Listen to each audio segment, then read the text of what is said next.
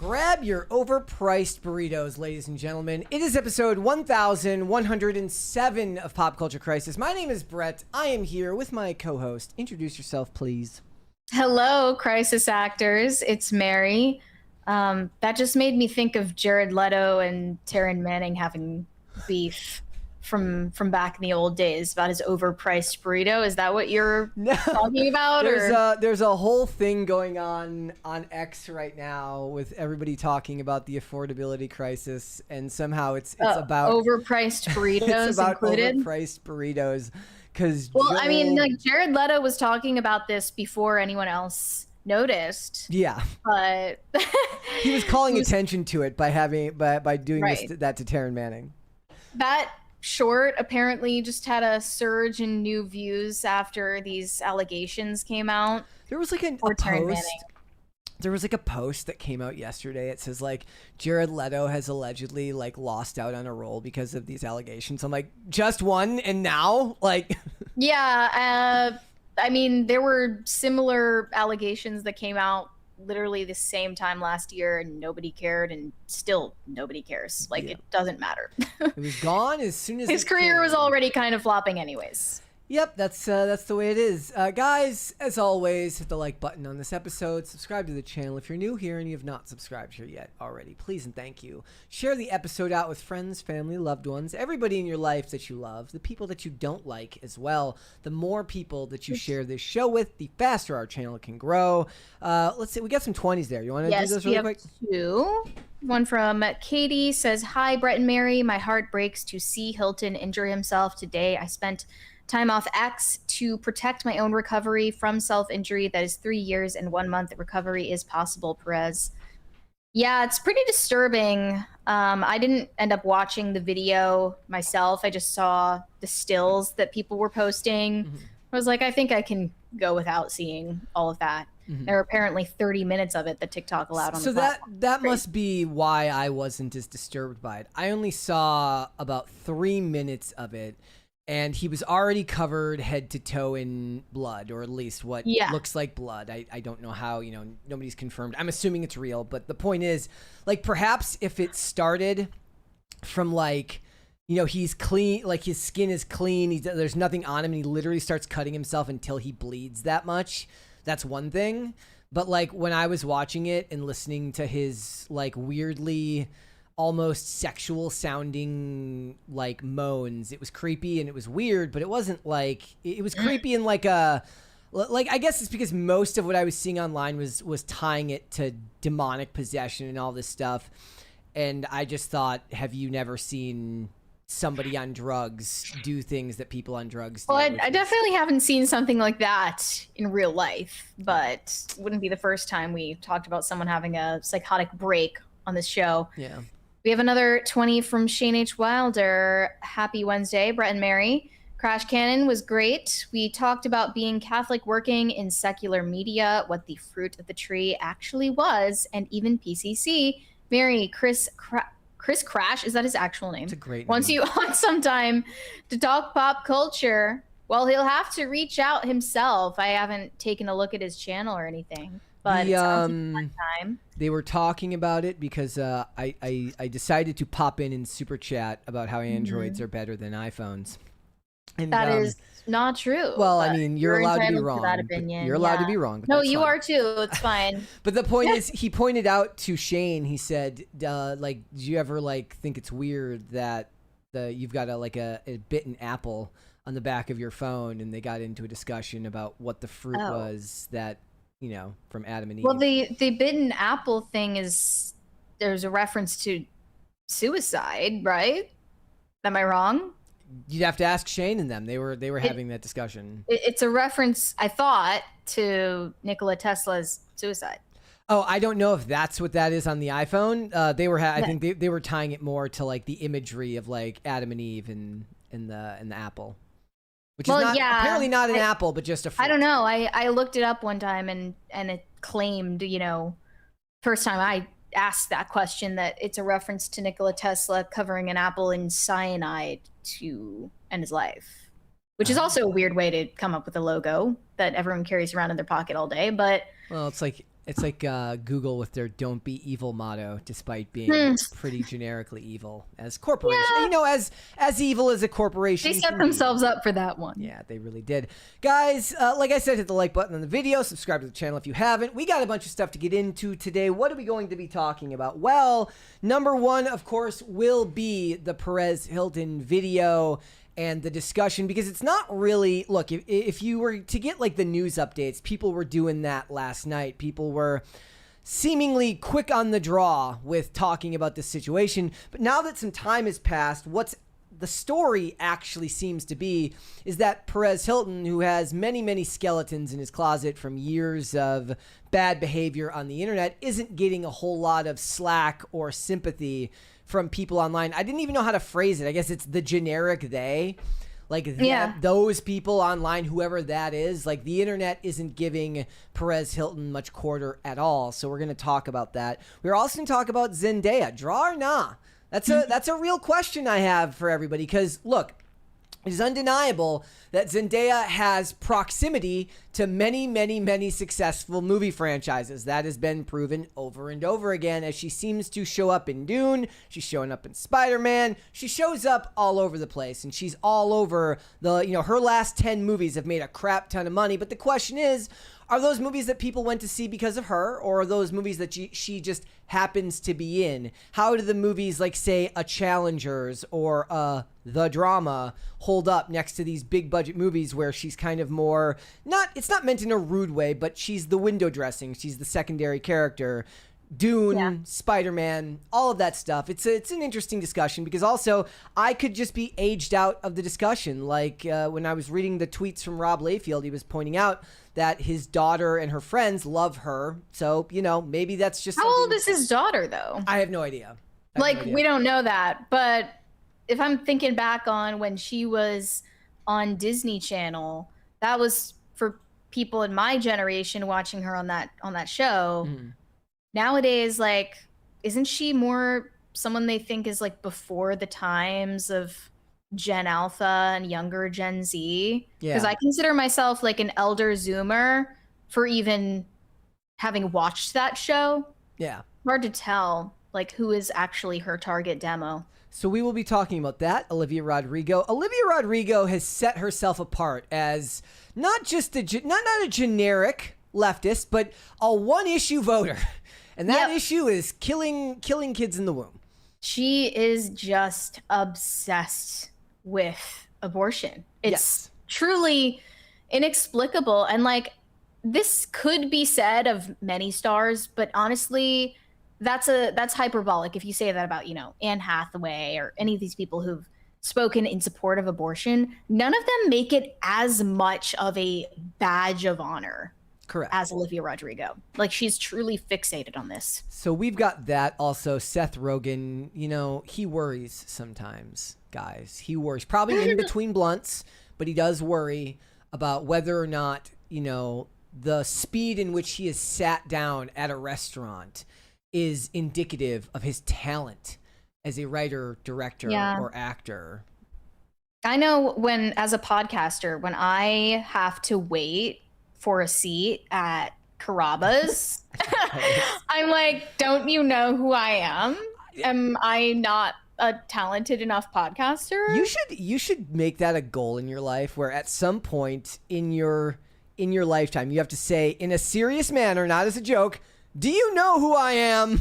Guy who walks into Panera and wonders why nobody is seating him.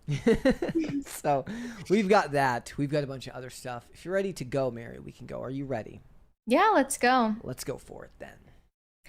It looks like Ariana Grande has finally responded to the backlash over her recent music video and the sudden announcement that she is going to take a hiatus from the public eye. On the recent stop of her tour in Chicago, she pulled out her phone, looked at her notes app, and delivered a script to the audience of her fans. This is a safe space for her of nothing but cheers and affirmation. So it's understandable why she delivered this message in that setting. Here's what she said. The announcement that was made yesterday was not a reactive or impulsive thing. It's something I decided to plan that I had quietly made a long time ago. And it's a decision that was made from a thoughtful and empowered place. And I want you to know many things can be true at the same time. I heard my fans were worried that negativity was ruining things for me.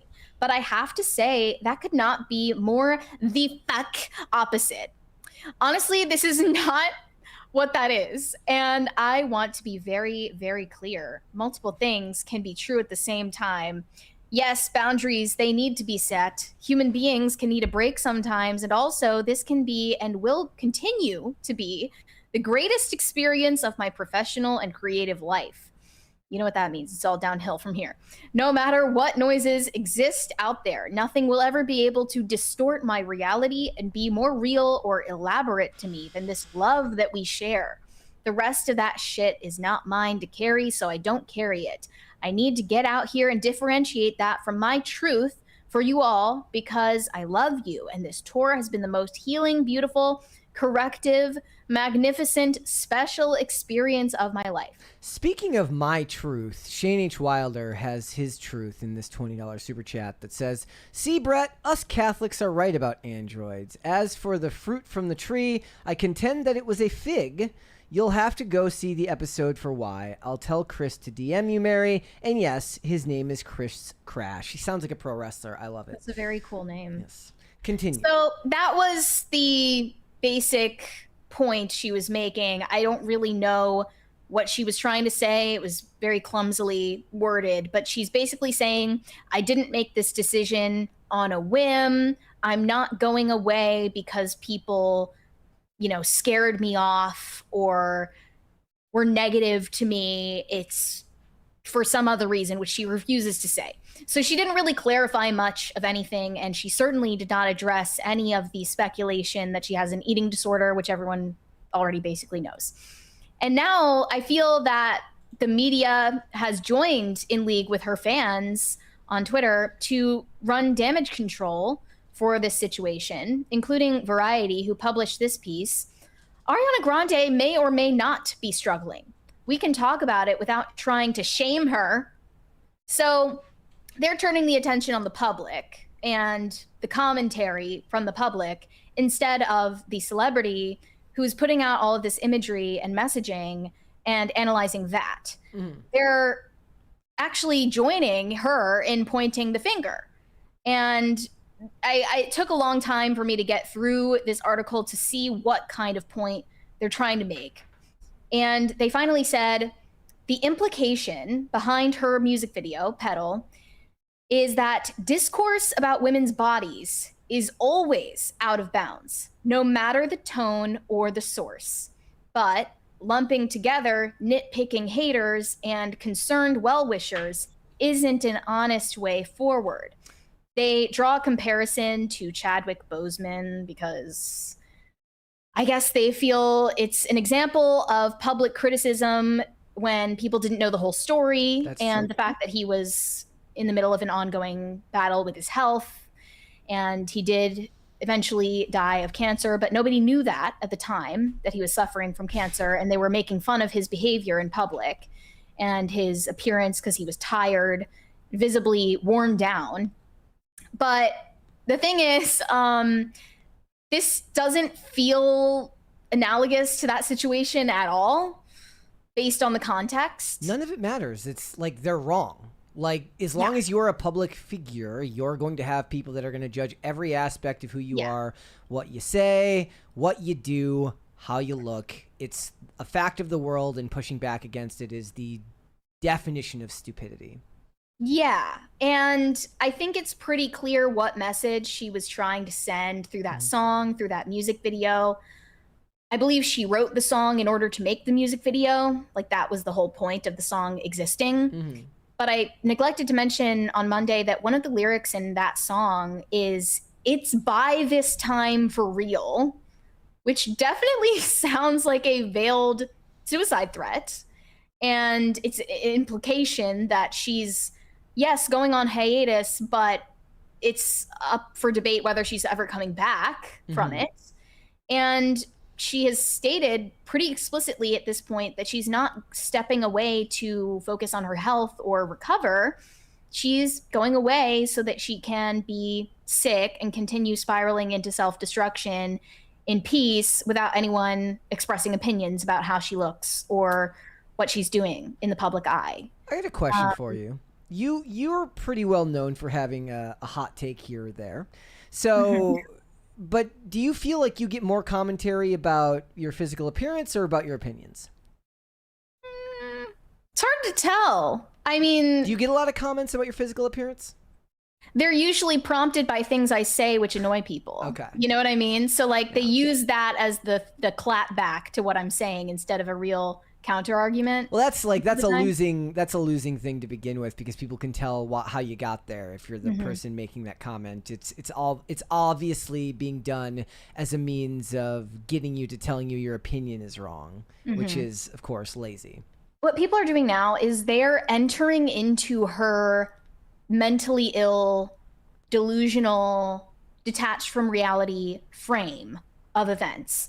And what she's saying is that this is her way of getting revenge on all of the people who criticized her and all of the people who scrutinized her for her appearance and her brand and her personality. All of those people who are so mean to her online, who don't know her, they're the ones who bear the blame for what she then does to herself. So she's showing everyone, like, look at what you've done to me. And this is why anorexia so often manifests as, in my opinion, a covertly narcissistic disorder. Because you're not just trying to have control over yourself, you're trying to control other people through your self-destructive behavior.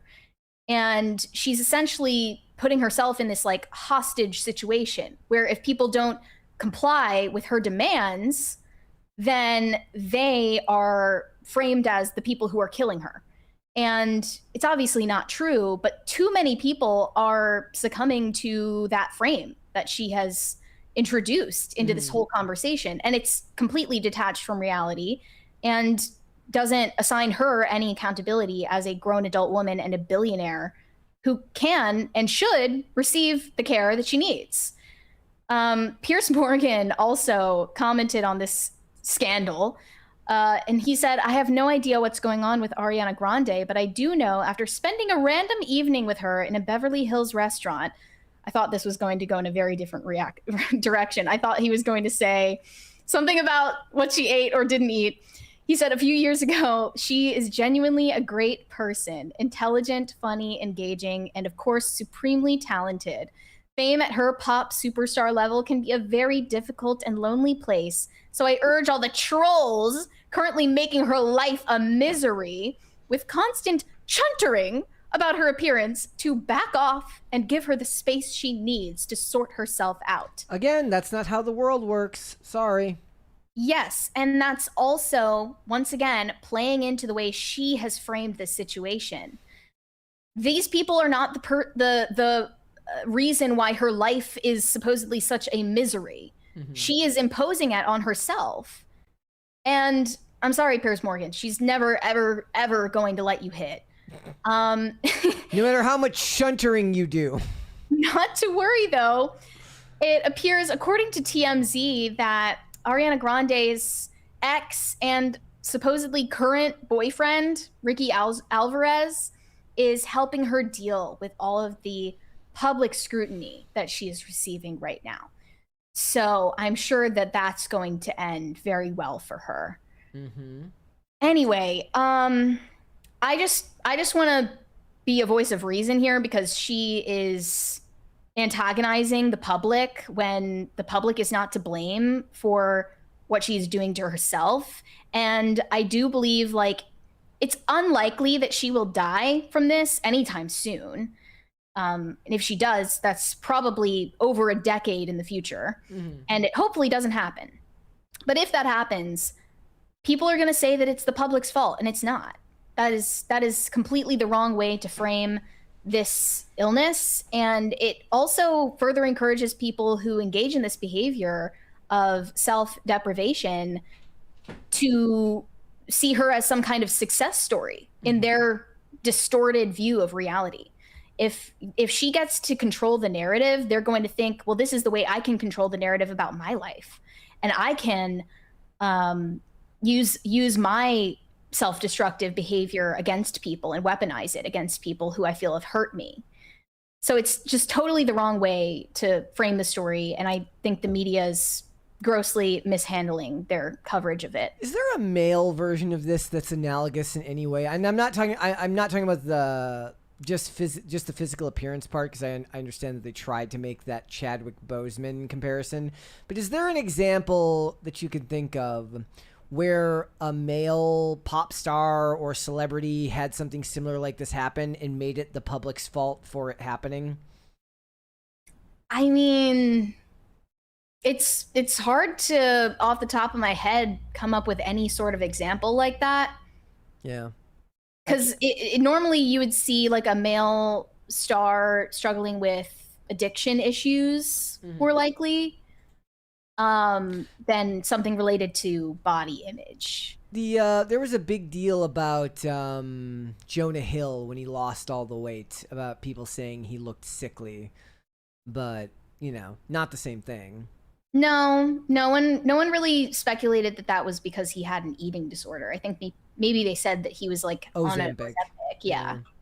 Yeah, that's a good one. Leif Erikson mentioned Batista. Yeah, when Dave Batista like dramatically slimmed down, it's also a big deal because, his physique was part of who he was beforehand in a very unique way.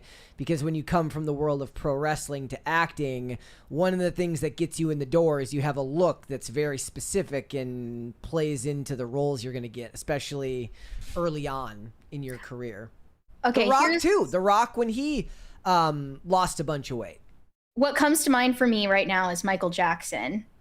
Like, the way he's remembered is he is remembered as a victim. And I think that's totally an incorrect view of his life. He obviously looked unrecognizable by the time he died. We don't really know the circumstances. To this day, it's up for debate. But he is seen as a victim to this day. And yeah, it appears like Ariana Grande is kind of going down a similar path with the way that she's distorted her appearance, where she looks kind of monstrous and enjoys that and doesn't have an accurate view of how she looks to other people. It's that similar like body dysmorphia. But Michael Jackson is the only like example of a male celebrity or artist who people see in a similar way. Yeah, I'm sure there's others, but on the spot they don't always immediately come to mind. All right, let's move on. Let's talk about Tate McRae. Tate McRae cannot beat the MAGA allegations. She recently did an interview with Variety where they brought up allegations that she is MAGA coded due to her collaboration with Morgan Wallen on What I Want, which came out in March last year. Now, to be clear, Morgan Wallen is not a Trump supporter, at least not based on anything he has publicly said.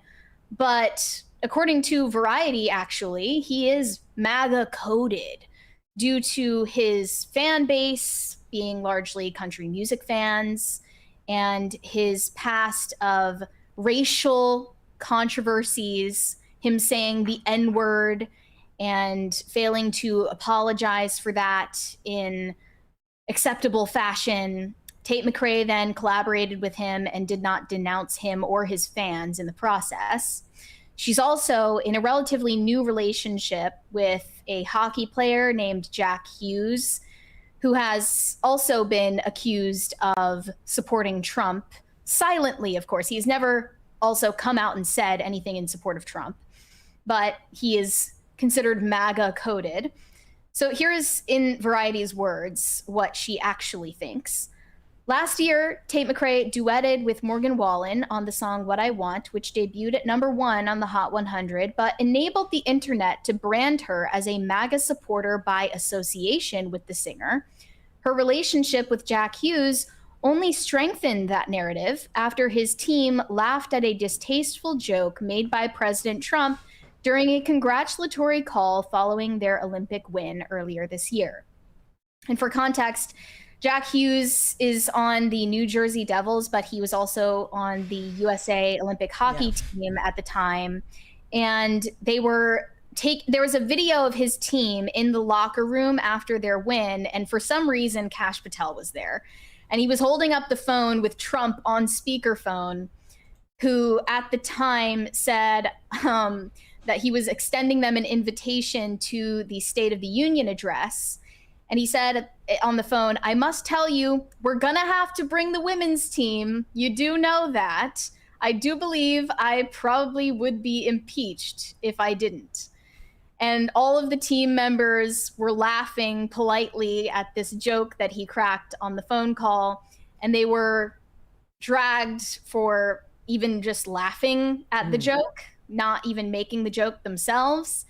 And later on, Jack Hughes' brother, Quinn, posted pictures of the team at the White House wearing these hats that said 45-47 that was, representing some fashion of supporting Trump. I don't know whether they ever said anything else about it, but she's dating this guy who's MAGA coded.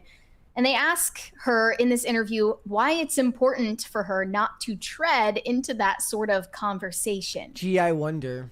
She then pulled a Sydney Sweeney. I think she tried her best to answer this in Sydney Sweeney.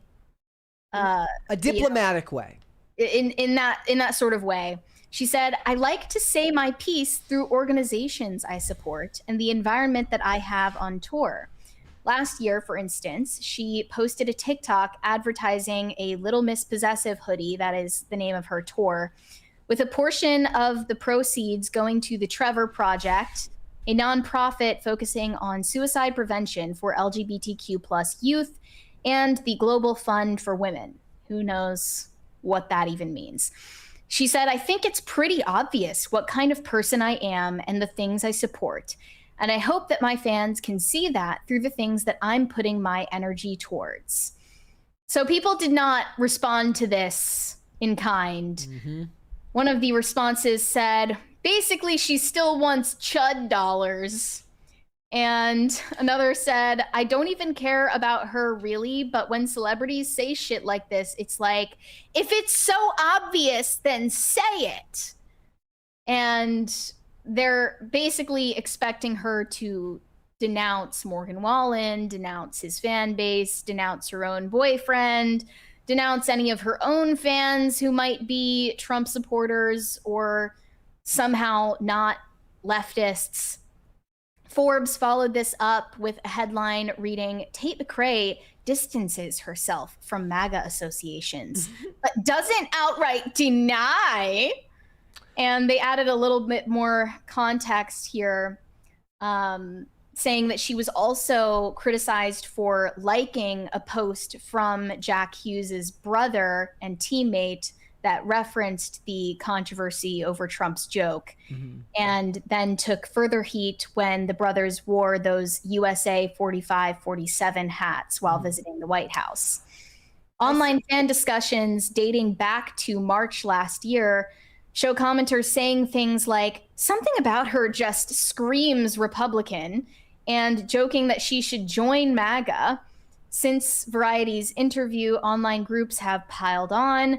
Reddit commenters called her a MAGA coward for refusing to denounce the movement, with another adding, "She may not be explicitly MAGA, but she surely does not care enough about anything to be firmly against it," which is MAGA enough for me, I suppose. Well, isn't that kind of indicative of what the whole problem is? So she can donate money to the Trevor Project or whatever that other USAID-backed one was, like International Global Fund for Women. The most CIA op I've ever heard in my entire fucking life. Like she can donate all the money she wants, but it doesn't matter. That's not what they care about. They care about your explicit verbal denial, because it's not about what you support. It's about whether you will comply to their bullshit leftist authoritarian desires. Yeah, I think they would almost rather she doesn't put her money where her mouth is for these causes. Correct. They would rather she denounce MAGA, but keep her money. people on the right who might listen to her music and keep all of her money in her wallet. And you know what the funny thing is? That sounds silly to the average person, but that is the more effective cultural weapon. The money is, it doesn't even matter. Okay, at this point, they're going to get money from all sorts of places, but you make way more traction. You get way more traction culturally by forcing people to outwardly comply with your worldview. Mm-hmm. The money's going to come either way. There are rich leftist celebrities abound, and they will gladly support your causes. You're better off trying to get somebody who might be more in the middle to denounce the middle or the right than you are to get them to donate to your causes. It's a form of control. Well, what they're doing right here is kind of alienating one of their own, because to me, she doesn't seem conservative or MAGA coded at all. She's a default liberal normie girl who probably doesn't think about politics that much and vaguely supports women and gays. Mm-hmm. And she doesn't have a large contingent of conservative fans that listen to her music, mm-hmm. but she's radio friendly. So of course there are bound to be people all across the political spectrum that stream her music. Did anybody think about trying to shame her for making the theme song to F1, which is a movie starring alleged plane abuser Brad Pitt? There's another method of fighting that they can pick up. As it relates to Morgan Wallen, again, he has never publicly stated any political opinions, right or left. And he kind of reminds me of, is it Zach Bryan? Because Zach Bryan, I think we talked about this song that he released that was kind of just vaguely like fuck both sides, sort of. And Morgan Wallen did a similar thing. He put out a song last year called Working Man's Song, which criticizes both the left and the right. And that's not going to land well with anyone. If you try to be the elevated centrist who can criticize both sides or doesn't take a side, people on both the left and the right have a distaste for that, because you don't have the courage to actually voice a stance, and you might as well just not even try to enter the arena of politics. That depends on whether you believe you're criticizing both sides fairly. It's not to, like, for instance, right now, the whole thing about the affordability crisis is about, like, people saying that Republicans not addressing the affordability crisis and telling people to eat at home rather than going out to eat is a losing issue. Because it was a losing issue when the left did it when Biden was in power, and they were saying that, just it's fine, and pretending like nothing was wrong. It's a losing issue on both sides, but it's a matter of whether you're willing to honestly criticize them. For instance, Matt Walsh is doing that. Nobody's going to call Matt Walsh unafraid to take a stance. Matt Walsh takes plenty of stances all the time.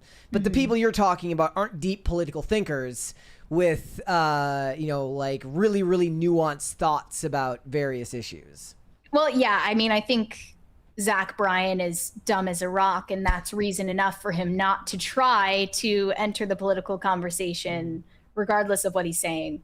But I just checked the lyrics to this Morgan Wallen song, and it just comes off as so hollow coming from him. I don't know his background, but he's insanely wealthy, and he's one of the top performing artists right now. And he has these lyrics about working a 9 to 5. So he was on The Voice. He got famous via a reality TV show. But yes, he does. This is why I say that country music is rap music for white people, right? They rap, or they sing about things that they don't actually know or experience. Yeah. A lot of the time. So, like, I don't believe that you understand anything about, like, being a redneck or what that even means. If they're even writing it themselves most of the time anyways. Trying to make a living isn't supposed to feel like dying. These days, 9 to 5 feels more like 25 to life. Can I ask you a question? So, okay, it's perfectly normal and acceptable, and it's even revered, to for a writer to try and leave his life experience and write a movie or a TV show about something that maybe he doesn't really understand, but did a lot of research into. So he wrote a script and maybe it really resonates with people rather than feeling you don't need to live that life to write a script. Is that different from music? Can you write music about I agree. Like it is different because because songwriting is by far more autobiographical than any other form of storytelling. So it does need to come from an authentic place for it to be received well. And like taking a picture of your private jet with the caption, "Take me back to God's country," that was met with backlash from both sides of the political aisle, because who are you to talk about that lifestyle if you don't live it, Yep. Yeah, and it just comes off as shallow. Yeah, it won't ring true with a lot of people, so it's not something that they can really understand. And I also think that a lot of the hate Tate McRae gets is because she looks like a normal person.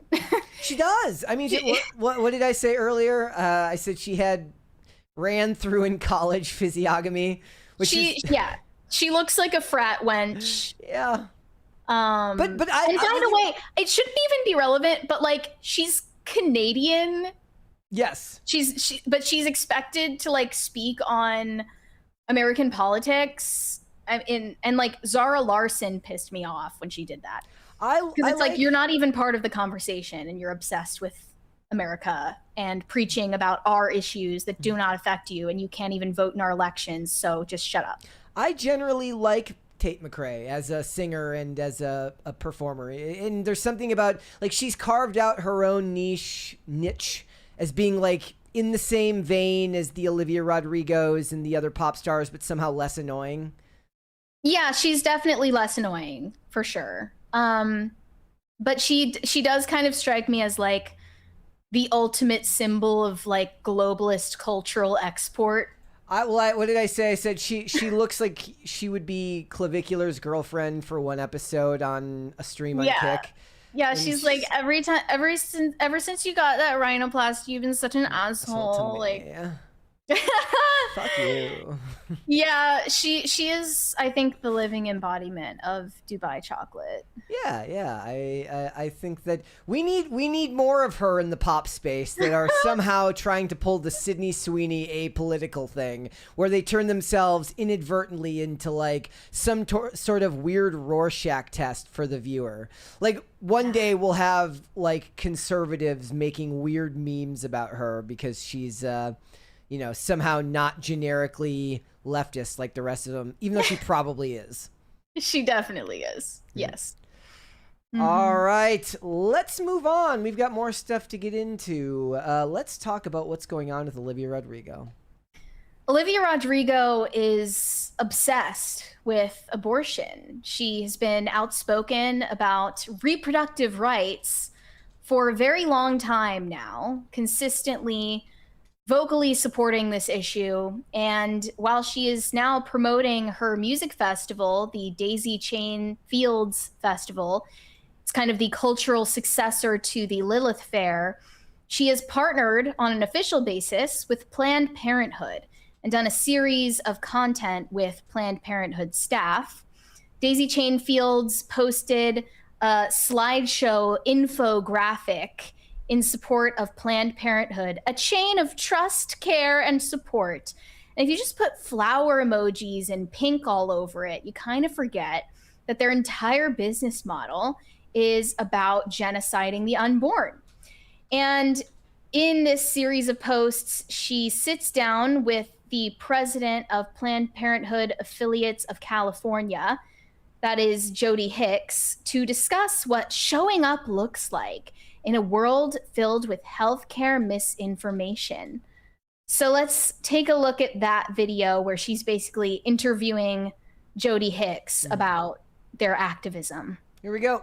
It's been trying times between Dobbs and abortion bans and defunding. I mean, it's been a kind of a crazy wild ride here at Planned Parenthood. How has everything changed over the past few years? Planned Parenthood health centers are in the communities and they're making sure that right now, meeting the moment, they're doing everything they need to do. We're here, we're committed, and we'll be here no matter what.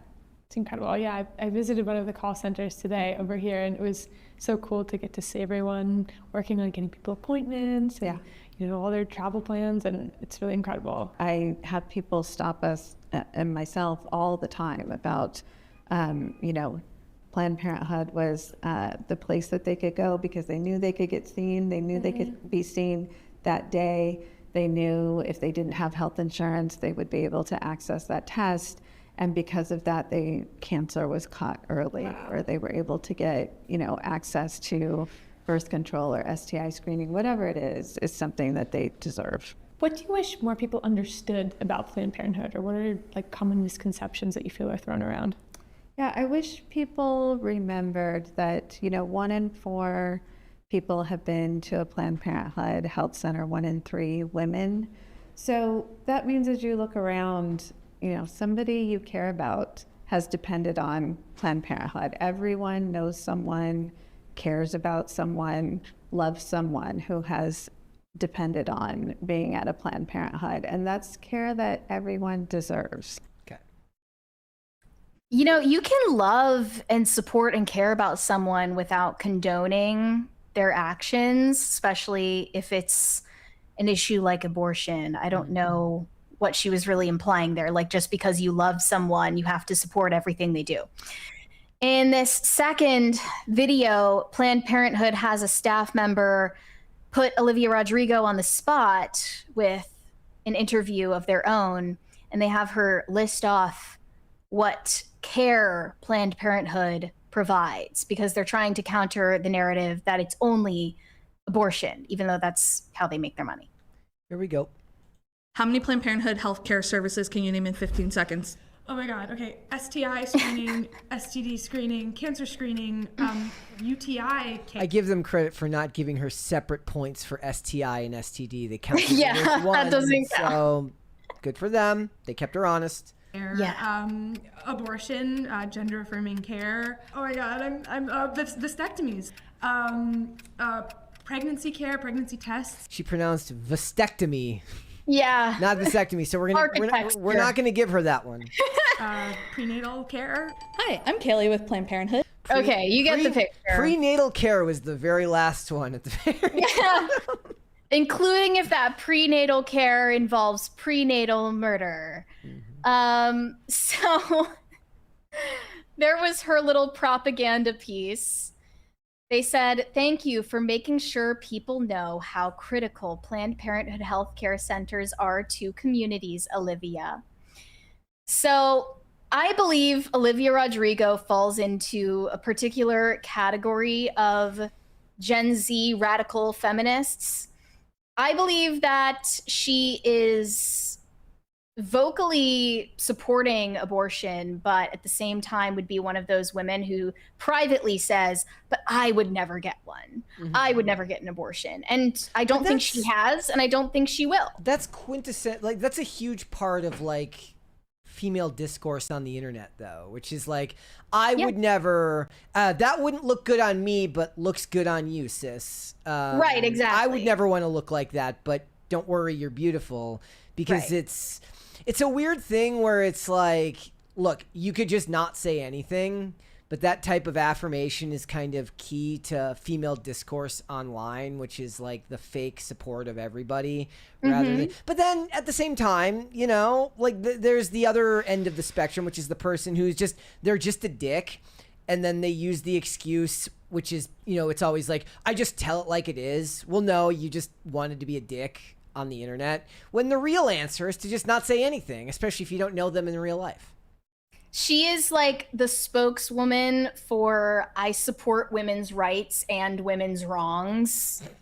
That's because abortion is the perfect pet issue for her and the audience that she is trying to corner, for them to coalesce around, because there's literally no way that in this default liberal paradigm that you can criticize her for that. She can dodge every other criticism by being a warrior for this particular issue.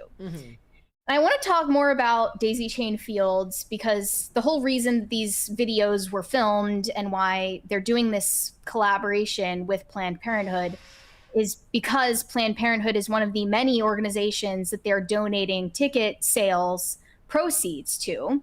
And they're listed on the Daisy Chain Fields website as well. So if you go to this festival, you are supporting Planned Parenthood and countless other organizations like it.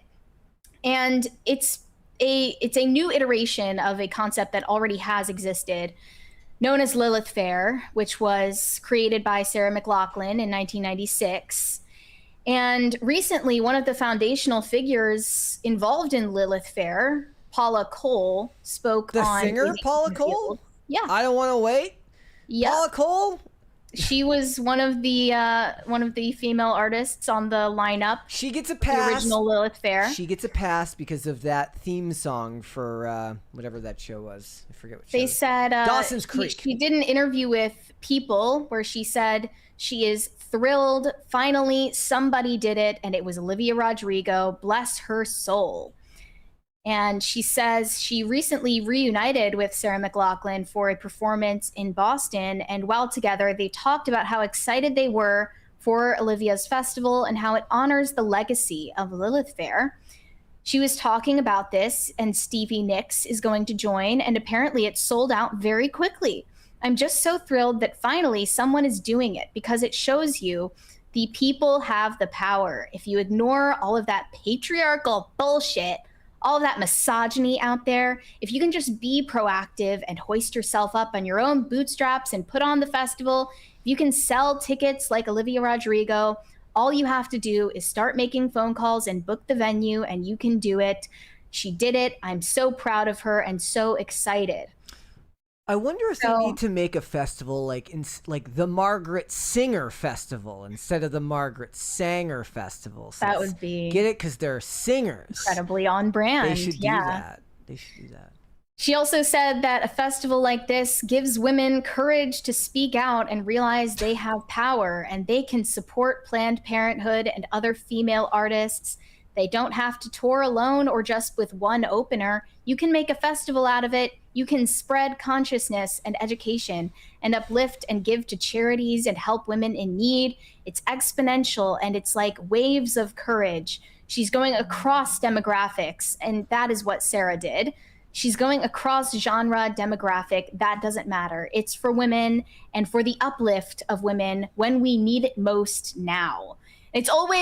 It's never been more important than it is now. This is the most important election of our lifetimes every time one rolls around. Yes. But to get into detail about Lilith Fair, it's hard to find actual numbers about why Lilith Fair discontinued after only 3 years. Mm-hmm.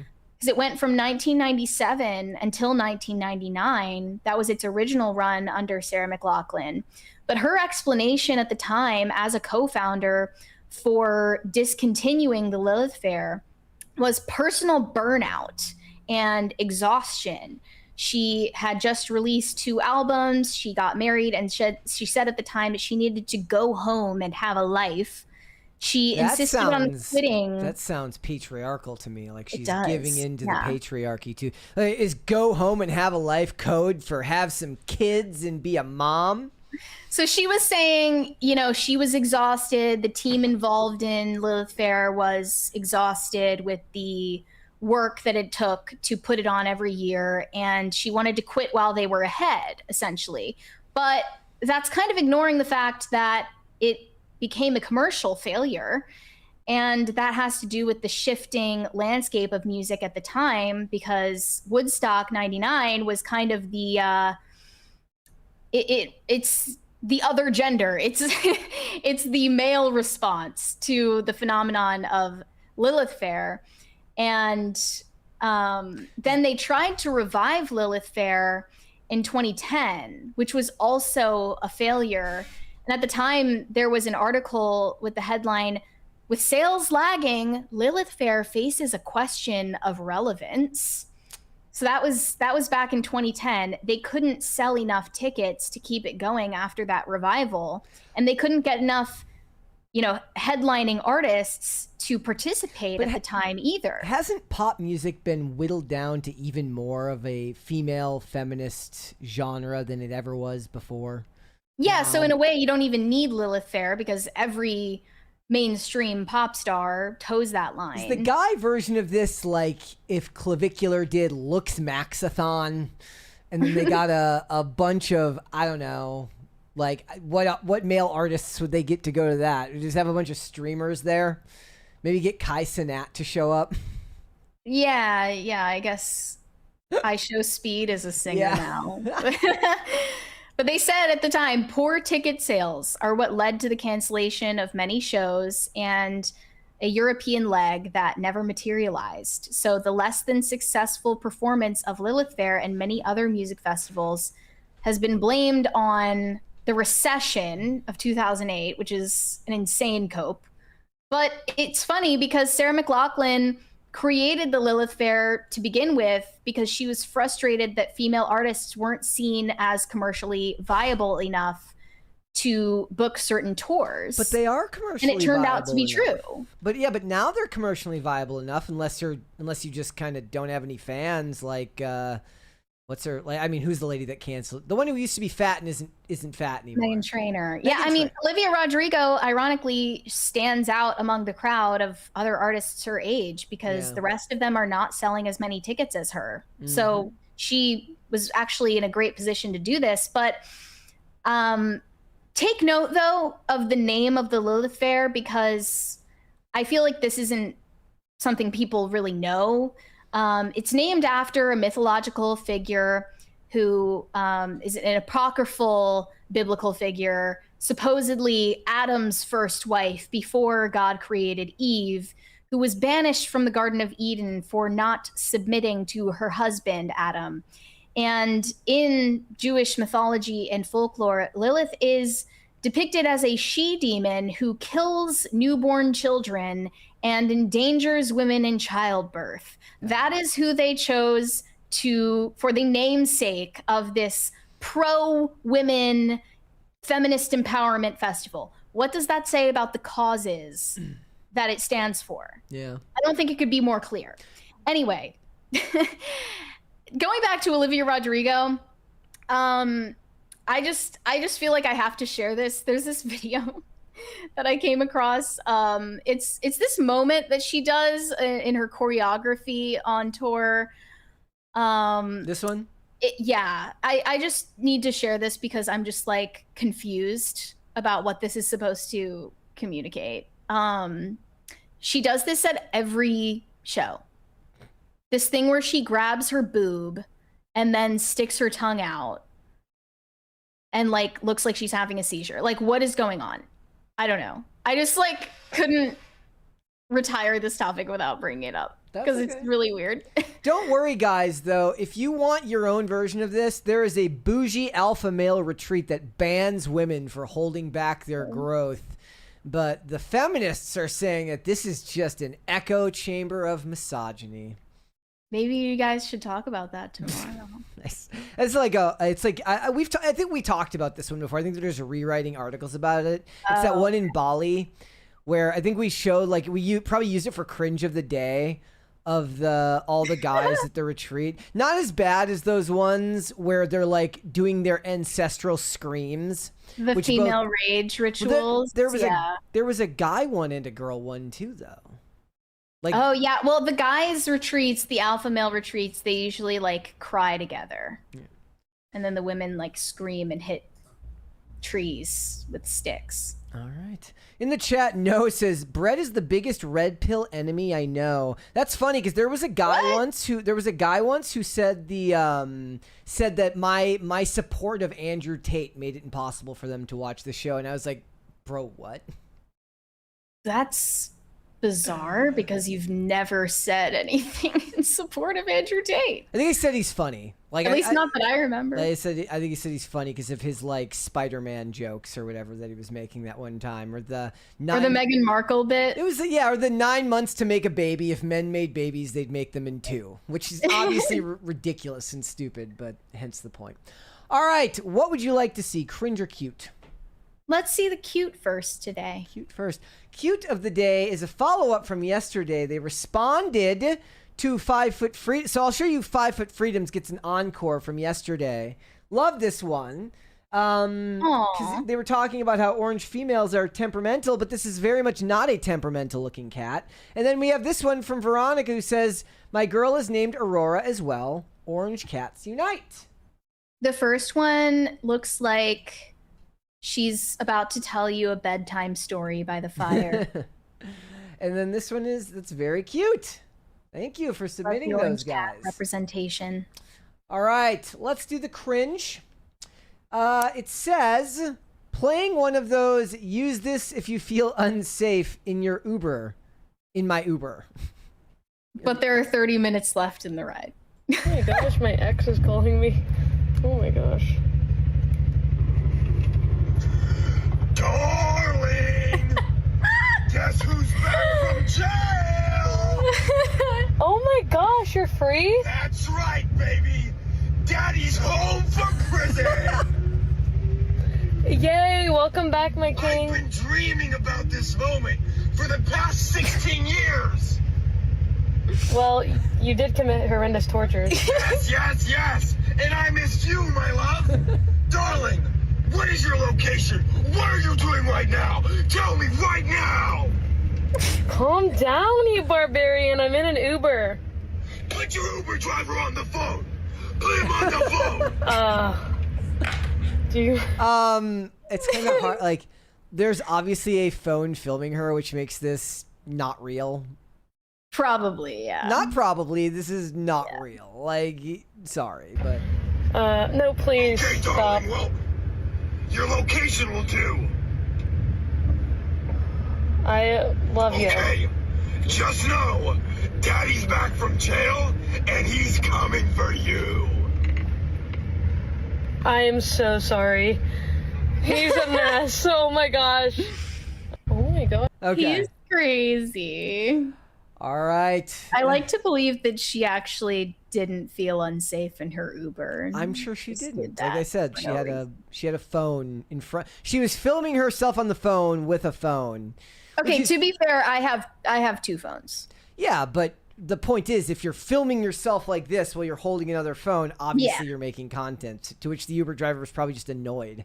And Or he doesn't rolling- exist. Yes. All right, let's move on. We've got more stuff to get into. Let's talk about Perez Hilton. Yesterday, Perez Hilton went live on TikTok and proceeded to broadcast his mental breakdown. At least he appears to be going through a psychotic episode. And on that live stream, he was armed with a butcher knife and was repeatedly harming himself.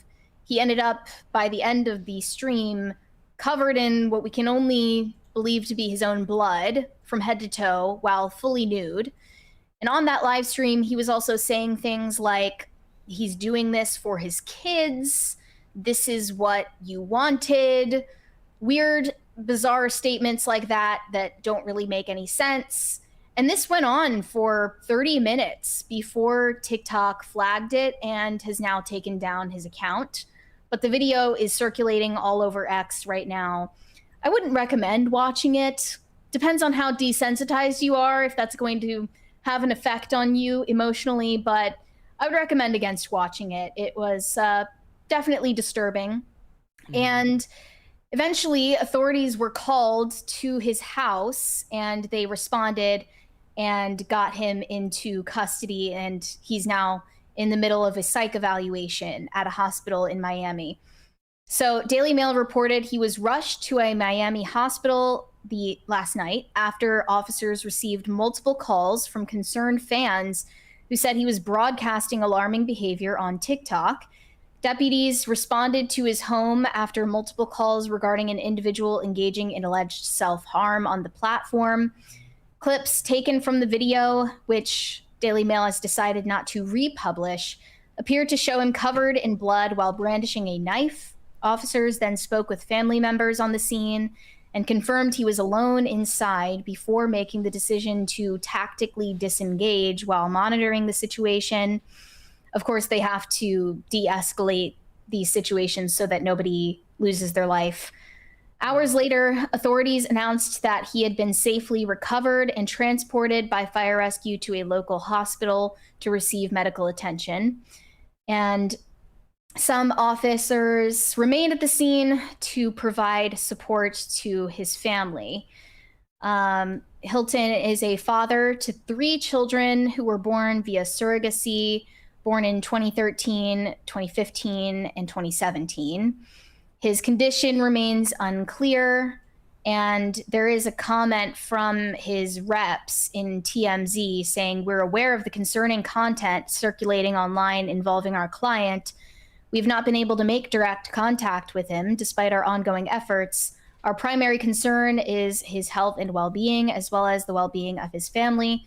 Until we have confirmed information, we'll not speculate or comment further.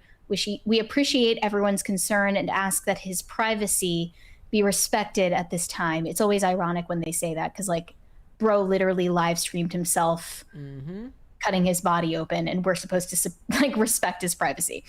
In the meantime, celebrity friends and fans of the blogger have taken to social media to send him messages begging for him to seek medical help. Trisha Paytas said, "The Perez Hilton video is so upsetting. I hope him and his children are okay. Crashing out on the internet, whether it's fake or real, is a cry for help." A singer named Jessica Rosado also posted a statement to Instagram saying, "As someone who knows Perez personally, I find myself at a loss for words. I know his move to Miami hasn't been an easy one, but never could I have imagined something as dark and disturbing as this. He's clearly in distress, and as someone who is also in media, I'm not rushing to discuss things I don't have the facts on.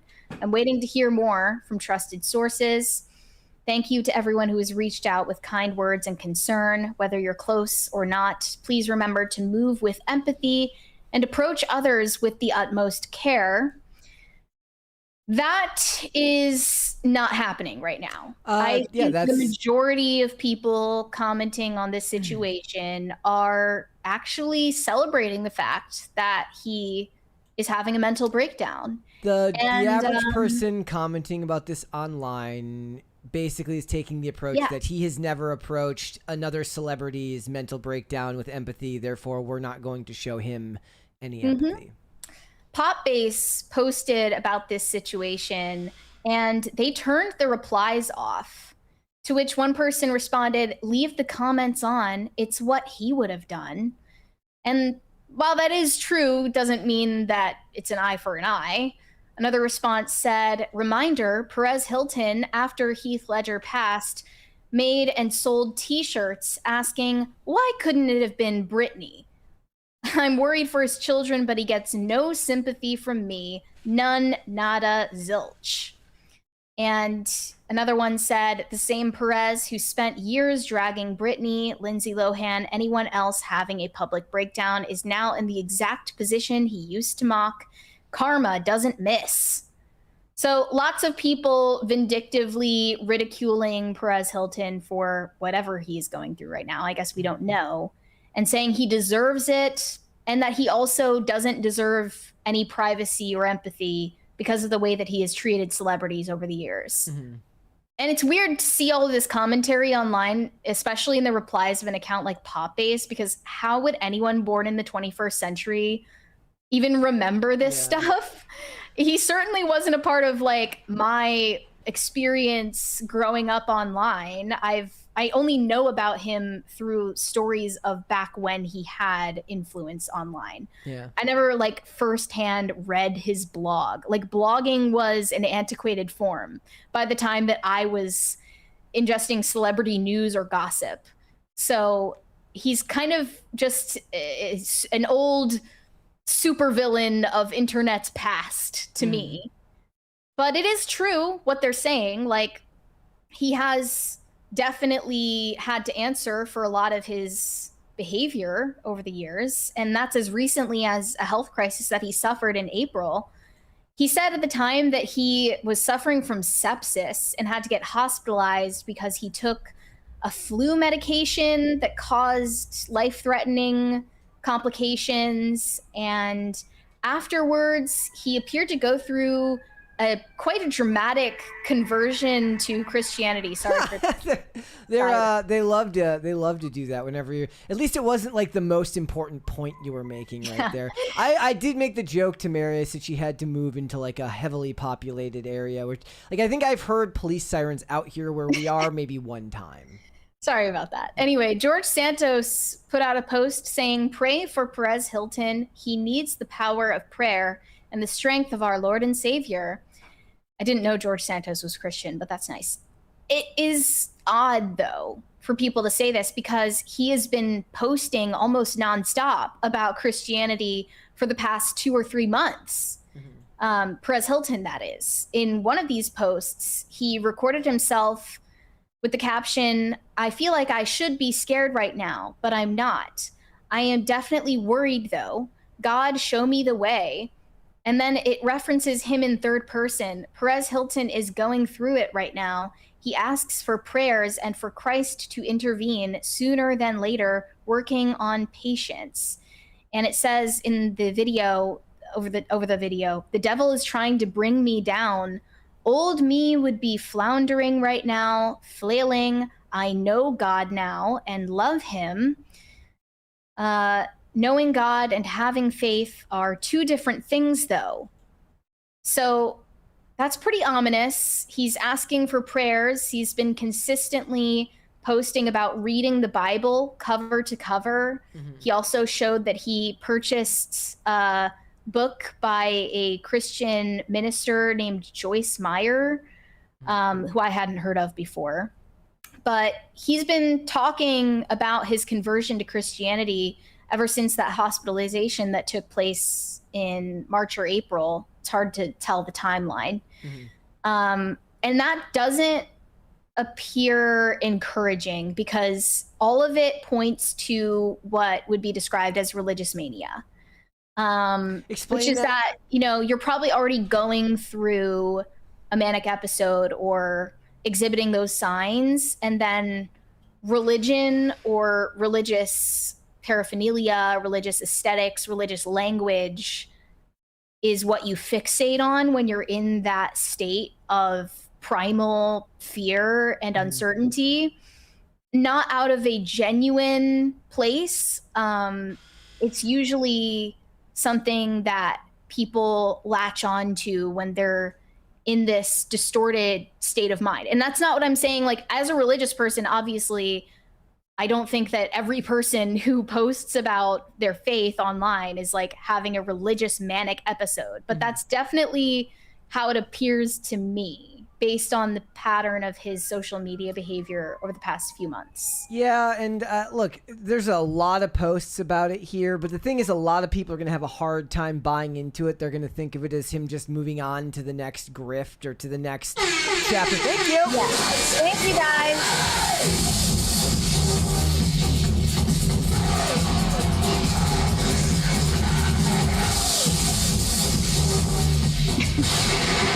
It's hard for a lot of people to take anybody making that type of a switch, especially somebody with his reputation, seriously. Yeah. Given, you know, who he was before. Not to say that it's not real, but it's a real hard, it's a long road if you want to make that feel real to the average person who knows you for the way you treated Britney Spears or the way that you treated Lindsay Lohan or any of these other people. Even if he weren't mentally disturbed and he were just sharing things about converting to Christianity in a sound state of mind, people probably wouldn't take it at face value because of his past behavior. I don't think that's totally fair, because I do think that you can have a change of heart and feel pricked by your conscience. And he has actually spoken about that at length. They say that he did an interview with the Daily Mail about how he found God through his recovery from this medical crisis. He said, "It was God presenting himself to me and doing something I could only describe as a miracle to heal me. I was still unwell and God did something." He also said that his professed exchange with God allowed him to change his mindset about his career. He came under fire over the years for controversial behavior, including outing gay celebrities and giving certain A-listers inappropriate nicknames. He admitted that he made a lot of mistakes in the past, which are very public, which, quote, I own, I regret, which I have deep shame for, which I've apologized for repeatedly, publicly, as well as privately. He said, to have this experience with God and to know that God loves me, forgives me, it was very healing because I then forgave myself. He noted that he harbored guilt over all of the mistakes and awful decisions in his terrible phase as a celebrity blogger. And he knew what I was doing was wrong, and I didn't care. It's like if you're a drug addict and you're stealing your parents' money to buy drugs. You know what you're doing is wrong, and you don't care. You just want the hit. And that truly was what I was doing. He said the most powerful drug was the attention he garnered online, and I didn't care who I hurt in the process. And his experience with God did not inspire a total career change. When asked if he would consider changing professions, he said, no, because I'm not doing gossip, I do celebrity journalism. I mean, that's just a matter of definition. Does that mean like he has more strict standards for how he takes his stories? The thing is somebody of his level of fame, which is still, he's still got a high level of notoriety, even if like his day in the sun is kind of come and gone. He could make a living just being an influencer if he really wanted. Yeah. Which is what he was doing. Like his website still is operating to this day. Yeah. And clearly he still has enough of a fan base or an audience where this is in the headlines. But I do think you could characterize his career before this change of heart as gossip rather than journalism because of the nicknames, uncovering things that are not rightfully public information, the merch that he was selling about Britney, all of that stuff. I mean, who was the person that made that like leave Britney alone video, by the way? I don't know. It was Chris something. Chris Crocker. Okay. Right? He was the one who was like crying in that video, telling people to leave Britney alone. And that was in like 2006, I think. The whole reason he made that video supposedly is because of people like Perez Hilton. And it's just hard to remember what the internet was like back then. Like we're talking 20 years ago. People definitely feel more principled now in like respecting celebrities as human beings, even if they don't always actually put it into practice. Like that is something that people at least nominally care about more than they used to. Yeah. Which is why people feel so vindictive against Perez Hilton, regardless of whether he proves that he's changed. Yeah.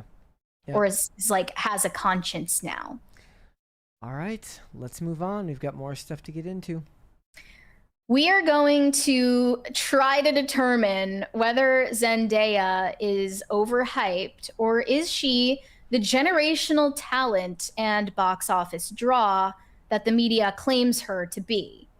So she's a Gen Z A-list actress among a very small pool of talent in that age range. And she's been in a lot of huge franchises now. That includes Dune, the recent Odyssey movie. She's in a lot of ensemble casts, but it seems like she's given credit for box office successes when she is among a lot of other huge draws. So here's I've got a list of the movies here of just her last 10 movies and their box office draws. Again, pay attention to what these franchises are. So Spider-Man No Way Home, 1.9 billion. Spider-Man Far From Home, 1.13 billion. Brand New Day, 1.5 already, and it just came out like 2 seconds ago. The Odyssey, not 922 million, so on its way to $1 billion. Dune Part 2, 715. Dune, 430. The drama, 132 to 133 million. Challengers, 96 million. And then Malcolm and Marie, which had almost no theatrical gross because that went to Netflix. Though she did get a lot of back-end points for her for the crew on that, who made a lot of money when that thing went to Netflix because they got a percentage of the Netflix deal for the crew of that movie. But if you look at those movies, oh, and also Space Jam: A New Legacy because she voiced Lola Bunny in that movie. Oh, okay. So I forgot about that. The point being, in all of these movies, in Spider-Man, it's her husband, the less famous Tom Holland, who is the one. Is he less famous though? So I was going to have this discussion with you. I don't think he's less famous now. I don't. I can't look at the fame of Spider-Man as he currently sits at the theaters and think that he is less famous than Zendaya. So you've got Spider-Man, in which she's not the star. The Odyssey, she's basically a cameo in both the last Spider-Man and The Odyssey. Dune, where a lot of people's biggest complaint in that movie is the portrayal of Chani. The drama and Challengers, I guess, are the two best examples. The drama, $133 million, fine. Challengers, $96 million, but it had a $55 million budget, so it didn't make a ton of money. At least it lost money if we're going to do on that basis if we go by our normal calculations. But she is an A-lister. But I just don't know if necessarily that means that she is who they're showing up to the theaters to see. But it could be a generational thing. Maybe I'm wrong. Challengers is the closest thing we can use as an example of her actually starring. Yeah, because the drama was Robert Pattinson, who's also kind of in that same vein. But even with the drama, which made money, I don't know if you can give Robert Pattinson credit for its success because he can star in a movie too, and it will also flop. Mickey 17 is the example I thought of. Mm-hmm. He's the star of that movie. It did not do well. So I guess maybe it's their combined star power and the fact that it's a movie about an engaged couple who are in like a crisis because she tells him a secret about her past and he's debating whether or not it's the right choice to still go through with the wedding. The premise of that movie was incredibly boring to me, but somehow it still made money. I mean, it was like a $30 million budget, so it wasn't that hard. But this comes to mind because of a few tweets about Zendaya's payday for The Odyssey. She got $8 million up front, and John Bernthal, on the other hand... Oh, you mean The Odyssey or for Spider-Man? I think it's for Spider-Man. Oh, for Spider-Man. Yes. John Bernthal got half that much. By the way, guys, these numbers, like, I have no idea if these are... I'm, like, just literally operating under the premise that whoever did this knows, but this could absolutely be fake. I could not corroborate... Spider-Man? Yeah, I could not corroborate these numbers anywhere. Yeah, it says she has 15 minutes of screen time and made $8 million. He has 30 minutes of screen time and made $4 million. Not a fair argument. She's infinitely more important to the plot than he is. She's also more famous than John Bernthal by far. I know, but I'm just saying, like, if we're discounting that part of it there, which is like that she was in the other 3 Spider-Man movies. Her and Ned play a very important part to Peter Parker's arc in this movie. John Bernthal is great and is one of my favorite parts of the movie, but doesn't necessarily, they could have rewritten that with a different character and put them in there. They could have easily done that with like a different, if you wanted to go the non-gun route and use Matt Murdock as Daredevil and do something like that, and it would have been cool. The same thing was said about Hulk. They could have put in Mr. Fantastic there rather than the Hulk, and he could have given the same information to Peter.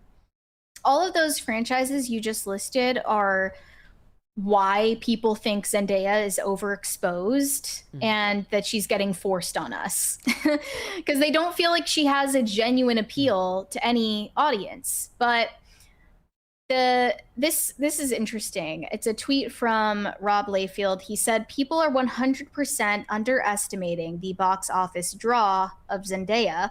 She is a box office monster draw. And he followed this up talking about the drama, The Odyssey, Spider-Man, Dune 3, I Miss Anything, Euphoria on HBO. The drama made money on a $28 million budget. My daughter and her friends adore her. Now, I don't know how old his daughter is or her friends, but I was confused by that because I grew up watching her on Disney Channel. Like, that's how I know that she exists. But for other people, their first impression of her was probably either in Spider-Man or Euphoria. Yeah. Right? If they didn't watch her on Disney. I would imagine it was Euphoria. Those were her major roles. Spider-Man and Euphoria were probably the ones that ring true the most for those people. Unless there's like, I asked for the last 10 movies of hers. Unless there's like a big one that's like escaping my brain from before. I don't think so. Yeah. But she's now like aging out of that category of younger stars who you can describe as up and coming, and she cemented herself as one of the A-listers. But I don't know. It's questionable whether she's like earned that title truly. Do people remember? She's always like surrounded by other people who lift up her name recognition. People might say that she's the Triple H. She's the Triple H of acting. He was never the guy, but he worked with the guy. He was never the pro wrestling draw, but he was the guy who worked with all the guys that were the draw. And to be totally honest, I don't think she's a good actress. Again, my point with that is like, I know that the internet rewards you for your hyperbolic takes, but I'm like, I can't know. Because the things where I'm assuming where, like, if I'm to take the actor's word, right? And that's what I hear from literally every actor that works with her, including, not just her husband. And Nolan. Every actor's like, she's simply the greatest. And in my logical brain says, okay, they're grading her. If I'm to buy that what they're saying isn't just bullshit marketing, that they're using some level of their expertise and knowledge of the craft to make that assessment. But the movies that would best showcase that aren't the ones I'm going to watch. I don't care about challengers. I don't care about the drama. So I can't accurately say whether she's good or bad because the only movies I ever see her in, she is a secondary character who maybe they could emote more. I guess. I don't know. But she's not given the best chance to shine. I think she sucked in The Odyssey. She was in The Greatest Showman. Oh, I forgot about The Greatest Showman. Yeah. But then, wasn't that also an ensemble cast? Hugh Jackman, Michelle Williams, Zac Efron. Yeah. Rebecca Ferguson.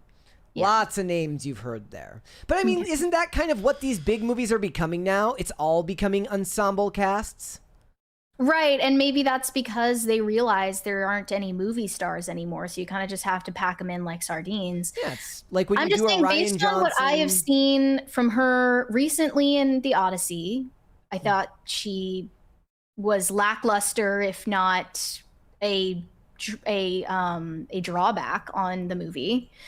From what I've seen of her in Euphoria, she has like a Disney acting syndrome. Like she's always going to seem like a Disney actor to me. Can you explain what that means? A laugh track. Oh, okay. And she's always making that face, like she just smelled something awful. And I haven't seen her really perform impressively. I don't think she's a great actress, and I think a lot of that is just like grading on a curve, comparing her to other people in her age group rather than looking at her on her own merits. And she also is kind of a type that people want to cast right now because she's basically ethnically ambiguous and conventionally attractive. I will say that when it comes to one of the bigger complaints that people generally have about celebrities when you're on this channel, meaning the people who watch channels like ours, they care about the acting, but they also care about, an actor's comportment, how they behave when they're on the press tour. She is one of the gold standards for press tours. For all the stuff that got said on that Odyssey press tour, there was no not a peep from Zendaya feminist clip coming out of Zendaya being like, oh yeah, like, you know, she was Athena. Yeah, Athena really does represent how the patriarchy has folded in on itself and created this monster that is capitalism. Yeah, compare Zendaya's behavior on the press tour to that of Lupita Nyong'o or Charlize Theron. Zendaya has always been a consummate professional, and she does not make a habit of veering into controversial topics, being divisive, alienating portions of a possible audience for any project she's involved in. And I don't think she does get enough credit for that. I agree. But she gets overhyped to the point I cannot suspend my disbelief. All of Tom Holland's credits are Avengers or Spider-Man, with the exception of The Odyssey, of which he did play a more important character to that movie than Zendaya did. He was a bigger part of that story than she was. Also, Uncharted, where he played Nathan Drake. He was considered the lead of that movie along with Mark Wahlberg. I actually found that movie to be like unabashedly bad in the most fun way, where it's like it's so worth rewatching if you're like at home and sick. But that made $400 million. Probably should have made way more than that given the popularity of the franchise. But he's kind of in the same category. He's got 7 movies that are all big box office things. Hers is a little bit more diverse, I guess, because she's got Dune, which did better than Uncharted. But they're both the same. They got a couple of big ones that take up all of these box office spots, and then the bottom one's Chaos Walking, which I have no idea what that is, but I'm sure some letterboxed American thinks it's really, really great because it made $26 million, which means it's probably, in their minds, good. And a movie called Cherry in 2021, which was a limited theatrical release and of no note other words. I just think that Zendaya gets all these roles because the ladder has been pulled up for anyone else her age who doesn't come off of a pipeline like that of Disney. Yeah. But I guess since Zendaya is pushing 30, she's turning 30 this year, she's kind of aged out of that class of up-and-coming stars. I wanted to mention some of the names listed in this Young Hollywood Impact report from Variety. They're naming, the stars to watch. And some of them, actually, I would say most of them, I've never heard of. I guess that's kind of the point. But some of them I have. Amantika is at the top of this list. The girl that we were talking about who was fan cast as Rapunzel. Then they list Stephen Kalin and Mika Abdallah from Off Campus on Amazon Prime. Gracie Abrams, an up-and-coming pop star, Nepo baby. Iris Apatow, also a Nepo baby, as you can tell by her last name. Ella Bright and Belmont Camelli, who are also in Off Campus. Pop star Adela. No clue. Haven't heard of her. Curry Barker, we know him.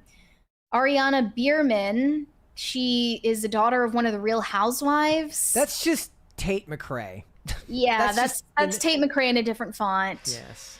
Matthew Broom and Asha Banks. They're in these romance movies, My Fault London and Your Fault London. I have no idea. There's a third one called Our Fault London. Miles Caton. He was in Sinners. That's all I know about him. Yeah, he's a lot of people were saying that he was going to be the next big thing. They really liked his performance in there. WNBA player Paige Beckers. I don't know. It's probably Buchers. What is it? It's probably Buchers. Buchers. Oh, Matt Cornett, maybe, who was on Disney Plus's High School Musical, the series. That's great. Mitchell Robertson and Stuart Campbell in HBO's Half Man, the follow-up to Baby Reindeer. Cordis, that's a K-pop group. Jackson Dart on the New York Giants. Costa D'Angelo in something called Tell Me Lies. Wait, how can Olivia Dean be on here? I thought she was like some type of trad wife person. Yeah, this is a trad wife propagandist in pop music. Yerin Ha, who is in Bridgerton. Nicholas Duvernay. Is that Ava DuVernay's brother or son or something? Doesn't say so.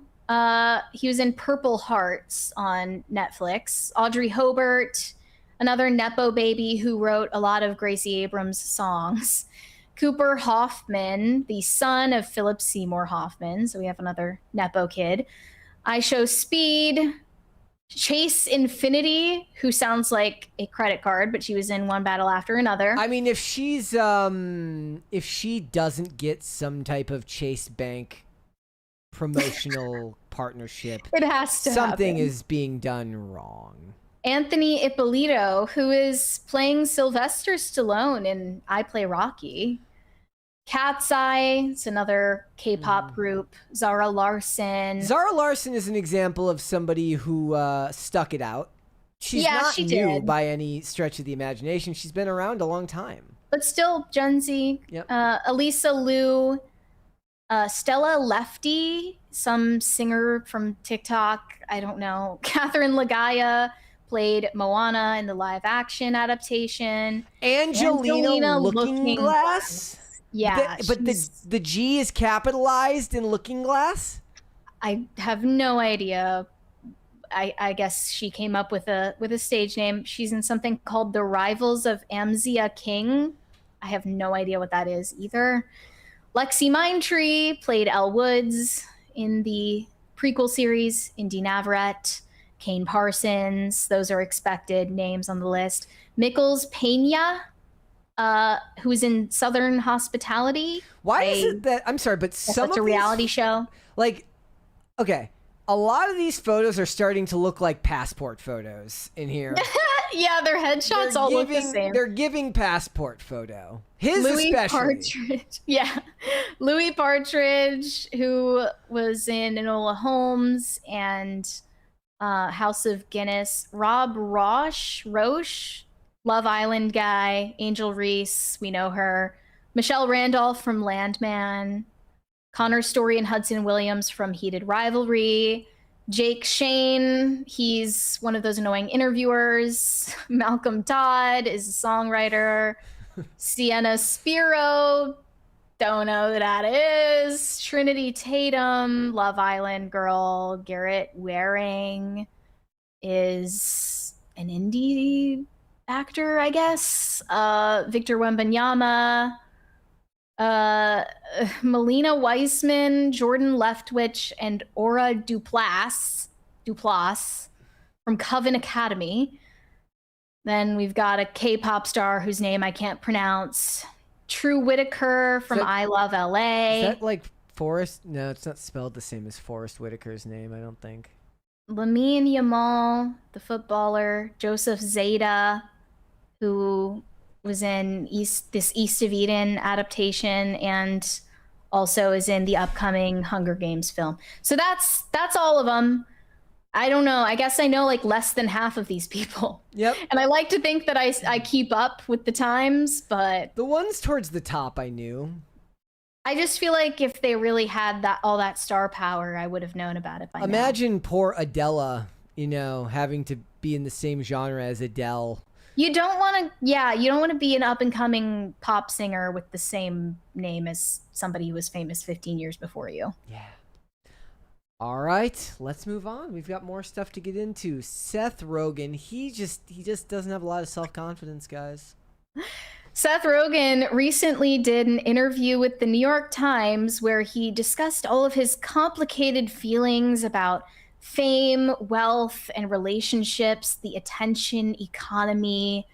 He has a lot of deep thoughts that he comes up with when he's smoking weed with his wife. And one of those moments from the interview is going viral for all the wrong reasons, because he went on this rant about the inner psyche of celebrities. And when they don't get special treatment, they have a crisis of identity. Am I really as talented as everyone tells me I am if I don't get special royal treatment everywhere I go? So he's saying waiting 20 minutes for a table at a restaurant makes him doubt his own talent as an actor, an entertainer. And it's really a question of how famous you are and what people have to gain by giving you special treatment. So let's watch this clip and see it in its full context before we pillory Seth Rogen. Here we go. It's for a table instead of them just seating me right away as they are the famous person next to me. Is it because am I not as talented as I thought I was? Am I not as good as I thought I was? If I'm trying to get into a party and they don't just let me in and I have to wait in line, like, does that mean I'm not as good a writer as I thought I was?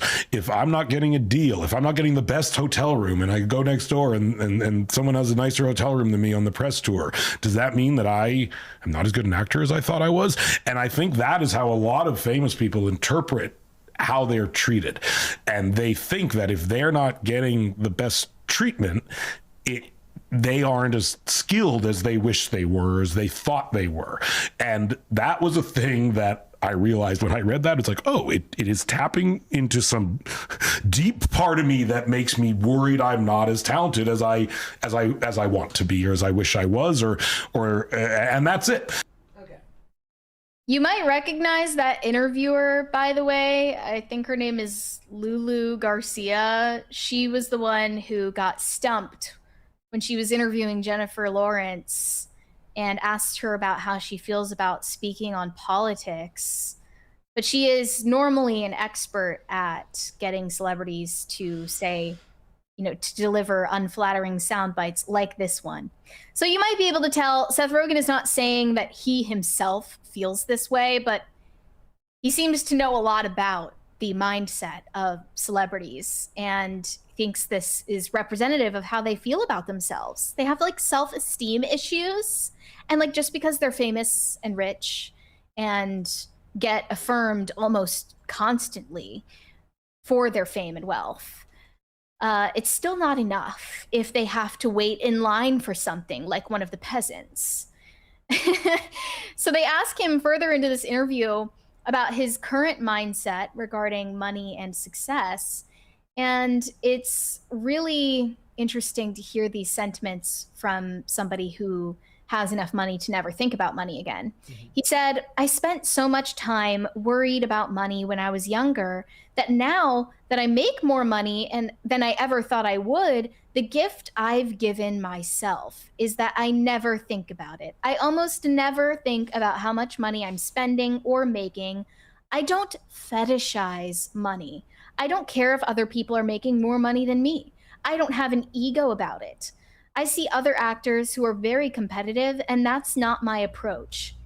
I see rich people, and I'm like, the amount of stress you're causing yourself over an amount of money that will never impact your life in any way, shape, or form is insane to me. The gift I've given myself is I truly spend as little time thinking about it as humanly possible." Was there a I'm assuming this wasn't unprompted, so somebody asked him a question. Lulu did, yes. Yeah. Look, they gave him that's a lose. It's a Lulu. It's a lose-lose for him either way, because every answer he gives is wrong in that case. Right. It's always going to be unflattering. And me and you are vast supporters of the disconnected worldview of Gwyneth Paltrow. The difference is Seth Rogen is just really annoying.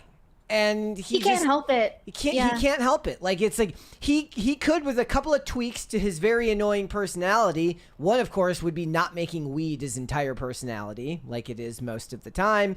If he could get away from that, he could find himself in some elitist, upper echelon, kind of weirdly endearing personality if he really worked at it. But that doesn't seem to be his path forward, because he kind of sucks. He is, for all intents and purposes, or has been, a talented writer in the past. I think most people in this space who watched the studio really liked it.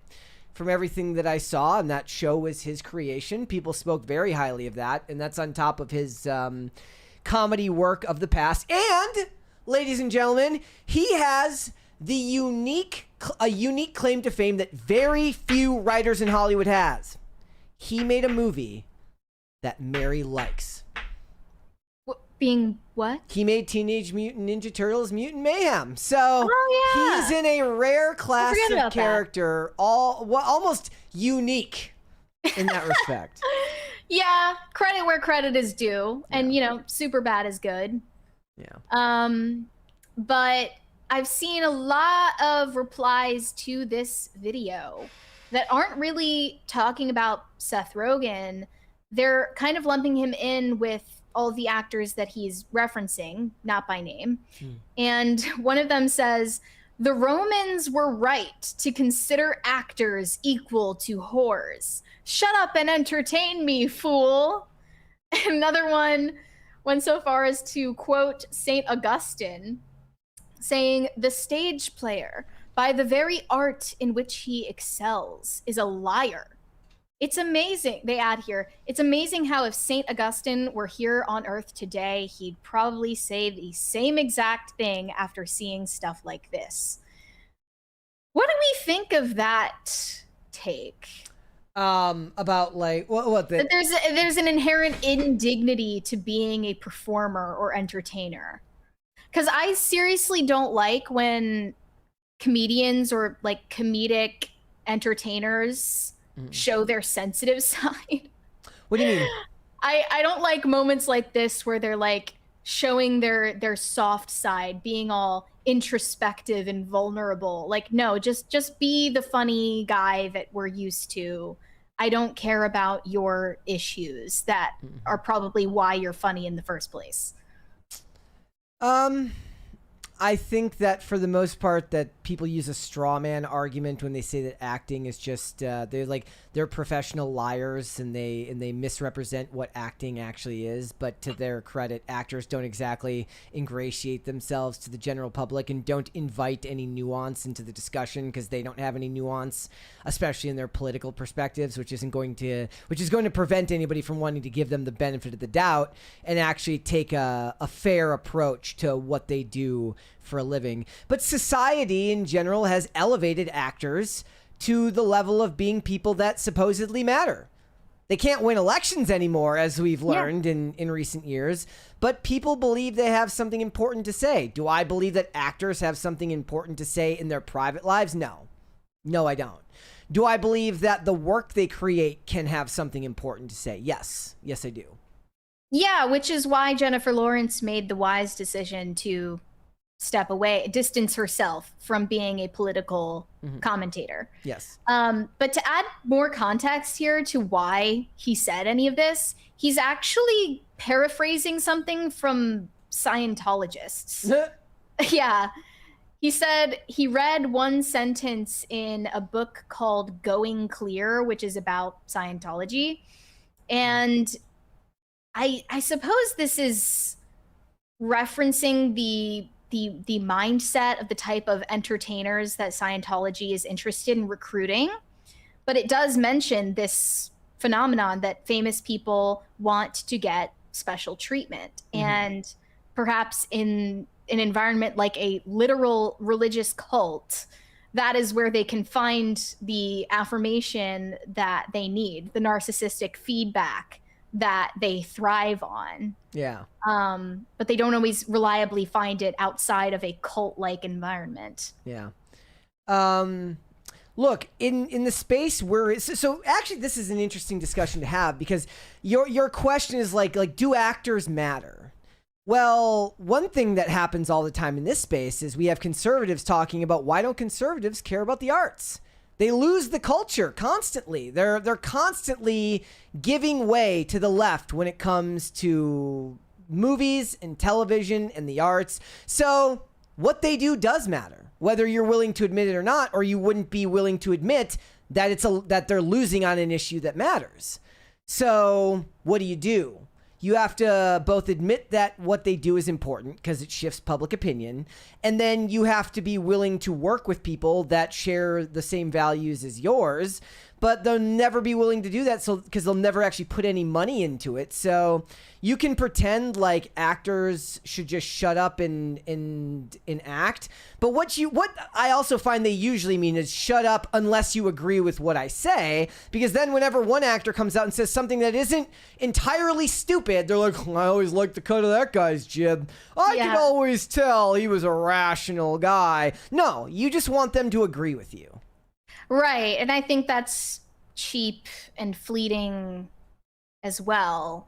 And then, you know, if one of them is lay-based actor and then says something that's out of line for a right-wing audience, they get discarded just as quickly. But I think that actors are not deep thinkers by nature. They're deep feelers, which is why they're good at what they do. And they're not lying when they perform or when they play a character. That's not lying. It's a form of storytelling. They're only important insofar as they work in service of storytelling. If they're a conduit for a story that was written by someone probably much smarter than them. Yeah. So, I mean, and that's fine. You know, like not everyone can be intelligent or a public intellectual or philosopher. But it's a deeply spiritually lost and hollowed out society that looks to actors for those types of insights. Well, I mean, which is where we're at right now. But the thing is, you're saying they're looking to the actors for those insights, but what they're actually looking for is to the writers for those insights, and the actors is the ones that bring it to the forefront. But we don't live in a written society. Oddly enough, we write more now. Like you wouldn't understand this because I came of age before social media was really a thing, but we write more now than we ever did when we were like when you weren't in school. You weren't writing a whole lot. Now you're typing stuff all the time, and suddenly you got to know where your apostrophes go and your commas and all that stuff. But we live in a time where it's mostly visual and it's mostly performance based in most of the way that we convey information. The best content creators on social media, and this is just my personal opinion, they can both perform and convey important information. And I do think that matters. I watched this video the other day, and it's like from this fitness influencer. It says, I drank nothing but energy drinks for 50 hours. And the video is about as ridiculous as you can imagine, but interspersed through the horrible decisions that this guy is making, there are also pie chart graphs and breakdowns about how caffeine affects your body, about, calories in versus calories out in these videos. So he's not just being performative and doing a bunch of insane stuff for clicks. He's also relaying information that had to be written beforehand. And that's really the battleground now is social media creators more so even than actors, I feel like. Well, it's harder to perform a caricature of your real self rather than a different person entirely. Definitely. Yep. I think it takes a greater toll on your psyche. And as for Seth Rogen, his detachment from the general public would probably come across more endearing even to the likes of us if it wasn't for the fact that he made, weed and not being a father his whole personality. Not having kids. Yeah, they also ask him for like his secret to a successful marriage, which I didn't read that part, but I'm assuming it has something to do with smoking weed together. Probably. Yeah. All right, let's move on. We've got super chats to get into. Let's do it. Okay. Burned Oils said, Mary, I didn't say to let people step on you. You need to use the kind but firm approach, then get gritty. You're always right away in hissing mode with poor results. Have you been secretly watching me in all of my public confrontations and now you're taking notes? I don't know. This is kind of disturbing. Emil said body positivity disappeared after Ozempic. Well, if this is related to Ariana Grande, I would say that her issues with body image and eating predate Ozempic by a very, very long time. Yeah. But it is true that people are more permissive towards these self-destructive behaviors now that we're in the age of Ozempic. Like, regardless of whether you're on a GLP-1 or not, people are increasingly conforming to the new standards that are linked to its increased use. Robert Delara said, Tate McRae is not running for office, so why do people care what her politics are? She is a singer. She is not involved in making public policy. Because stan culture is uniquely tied to how a person feels connected to a celebrity, to a performer, to an artist, and they don't feel like they can give themselves permission to like an artist unless they share the same political views that they do. It's not something that generally befalls conservatives, because literally they would never be allowed to like any actor, because unless it's Kevin Sorbo, Dean Cain, and like 5 other people, James Woods, you're basically just guessing. You're like, he's never made a comment about politics. I'm going to assume that he's on our side. Oh, you can like Zachary Levi too, I guess. That's about it. Yeah, he counts. Those are the ones you're allowed to like. Who is the actor that plays young Washington? I don't know. I don't know his Whoever name. that guy is. You can stand him. He's based, I bet. Shane H. Wilder said, "Don't say Zach Bryan is dumb as a rock. That's rude to the Rock. Most modern country is just a trap beat with a fiddle in the background." I thought about, so I did a video a while back about AI music, and I'm thinking about making one about why country music is just rap music for white people, with a bunch of examples of like how this quote is just this lyric is just this lyric from a rap song differently. But I don't know. Maybe I'll put that together at some point. That would be interesting. Like, I don't mind radio country that's like cross genre. Like it can be good. I freely admit that I find Sam Hunt to be very catchy, even though he's about as radio country as it gets. But it's basically just pop blues. It's calling it country would be, you know, other than like an added twang to his voice and some twang to the song that doesn't even necessarily fit, it's not really country. Greg Duvier said, "Who cares if Jack Hughes is a Trump supporter? He got the game-winning goal in the Olympics, beating Canada for the gold medal. Take that, Frostbacks." Yeah, and even worse, he is dating Tate McRae, a Canadian, stealing one of their women. Yep. Would you say that though about LeBron James if he scored a game-winning 3-pointer to win the Olympics? That we have to be consistent here. Who cares if LeBron James supports Joe Biden and never gets past page 1 of the book? He scored the game-winning 3 that won America the gold medal. If that is your position, then yes, 110%. That is philosophically consistent. Yes. Correct. Corey Anderson said, "Olivia asked why Planned Parenthoods are only in black neighborhoods." That's not true, though.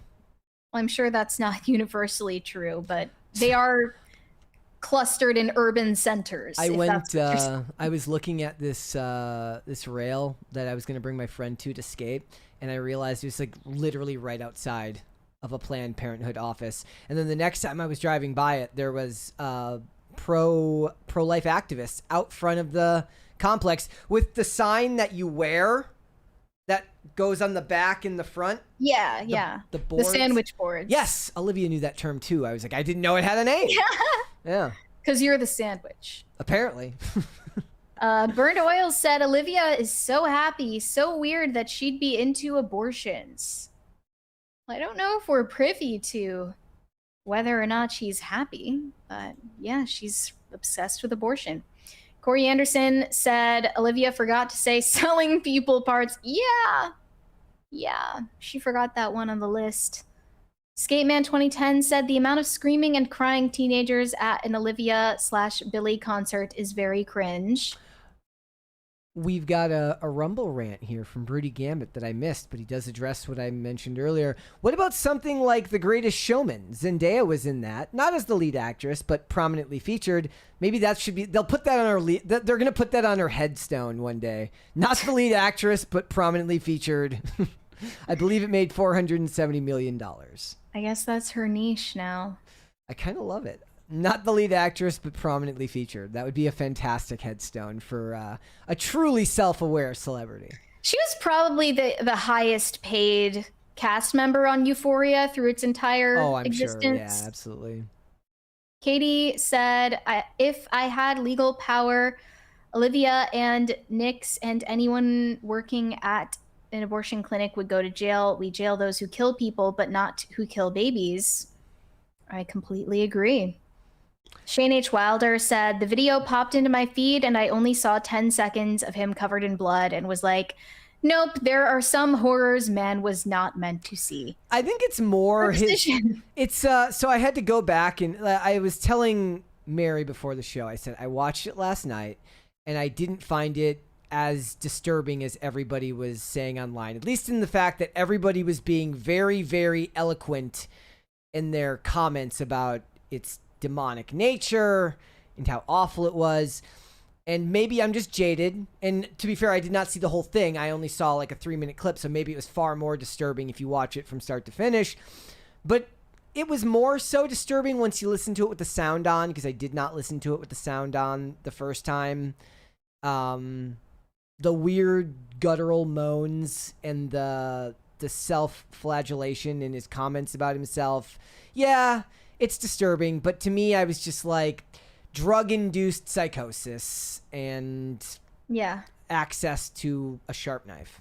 Not good. Or not necessarily. I mean, maybe drugs aren't involved. Like, we don't know. Sometimes crazy shit just happens. I would be willing to put money, at least personally, on the fact that drugs were possibly involved. Maybe not. I could be wrong. But like when I see stuff like that, I feel like Occam's razor says that substance abuse is a huge part of it. Robert Delara said, social media spotlights so many dysfunctional people, whether it's people like Perez Hilton or some of the people commenting on his situation. That is true. We are biased toward negative news. And as I said the other day, X is always going to encourage you to give the hottest take you can. Like the other day when I gave the factually true statement that Teenage Dirtbag by Wheatus is the worst song ever recorded in human history. You know, that got a ton of... I'm surprised you wouldn't say it's a Bob Dylan song. I said I would rather listen to Bob Dylan than listen to that song. I would. I mean, you gotta admit that it's at least catchy. It's not catchy. His like that thing's voice is disturbing and no. Like it's like if you took my awful voice and weaponized it even further. I can't abide. There's a cover of it that I like, but I don't remember the artist. Shane H. Wilder said, I agree with Mary on the religious mania. You can also tell because none of what they say makes sense to a religious person. Listening to the charlatan Joyce Meyer's own religious mania didn't help him. Well, I don't even know anything about Joyce Meyer. I just looked her up when I saw him hold up her book in one of his videos this morning. I knew I have a book of hers, and it's interesting. The second I bought it, because I just bought it on a whim. We were at a Five Below. And I said, like, I guarantee you this lady is hated online as, like, some... Yeah, they sell her books at Five Below. Yes. And it's, I mean, it's very, like, her childhood. She was abused as a child by her father. And she spoke, at least from as far as I got, about how coming to God really helped her through that. But I could just tell that if you've made that book and it's made it all the way to Five Below, that you likely have had a history with the general public that probably... gives that perception. I can't speak to it because I don't know her history, but you can usually tell, like, once the person's book has made it that far, that there's some baggage there. Like a Joel Osteen, right? Like, when you've reached that level, there's going to be people with opinions. Definitely. Robert Delara said, Tom Holland outside the Spider-Man franchise is not a big star. Most people cannot name a movie he was in that is not associated with Spider-Man outside of the Odyssey, and he is not even the star. Can you read that one again? I'm sorry. He just said that Tom Holland isn't famous outside of Spider-Man, and nobody can, like, name projects other than that. Yeah, I mean, like I said, but here's my question. Does that matter? With the box office of Spider-Man, with his connection to a character. I said last night in a tweet, I said, I was on a run last night and I saw a dad walking his kids down the street, a boy and a girl, and they were both dressed head to toe in Spider-Man. They were both dressed head to toe as Spider-Man. That's a level of cultural influence that every other superhero would love to have, and they don't. Well, I guess he's just trying to say... that's about the influence of Spider-Man, not the Tom Holland, the guy playing Spider-Man, and it will probably outlast his run as Spider-Man. Oh, yes, absolutely. I mean, it's like you said, it's not because of him. It's not because of him. So that's a fair point. Shane H. Wilder said, the term for the look on your face when you smell something awful is called stank face, not to be confused with RBF, which is similar but more subtle. Yeah, Zendaya kind of has both going on. Brian Bledsoe said, how did Jackson Dart make the list? ESPN had a conniption because he introduced Trump at a rally a couple of months ago. Maybe Variety doesn't mind Trump, and what does that mean? Boston said $2 for Pale Karen HOA, correct Mary, and Brett, you two rock. Thank you. Thank you very much. Pop Culture Junkie said, the money conversation reminds me of the old Johnny Carson quote. The only advantage of having money is not having to worry about having money. Yeah, most of the time. Well, and one thing that I've tried to maintain heavily on this channel is that I think that there is this disconnect where people tend to think that celebrities couldn't have any problems because they're well off, which anybody who's paid attention to any, especially people who were born into money and the amount of drug addiction and self-destruction that can come from that means that that's not inherently true. Now, that's not to say that they don't have a ton of other resources that allow them help, but then you're getting into the privilege argument, which is just being rebranded as something else by those people, where they're not going to say, oh, they're privileged, but they'll say, like, what do they have to worry about? Like, they've got money. They don't have to worry where their next meal is going to come from. That's true, but the human experience doesn't stop being a thing just because you've got money. Yeah. There's still ups and downs for everybody. Robert Delara said, Marlon Brando once said that if there's anything unsettling to the stomach, it's watching actors on television talking about their personal lives. I thought Mary would like that comment. That's not true I for the general public anymore. The general public seems to love that stuff. I just wish that comedians would stop getting real on camera. I don't like that. Shane H. Wilder said they always bring up St. Augustine after seeing some random quote without understanding who he was. That, and I think the quote was actually Aquinas. I'll have to look into that. There are a lot of misattributed quotes to both of them.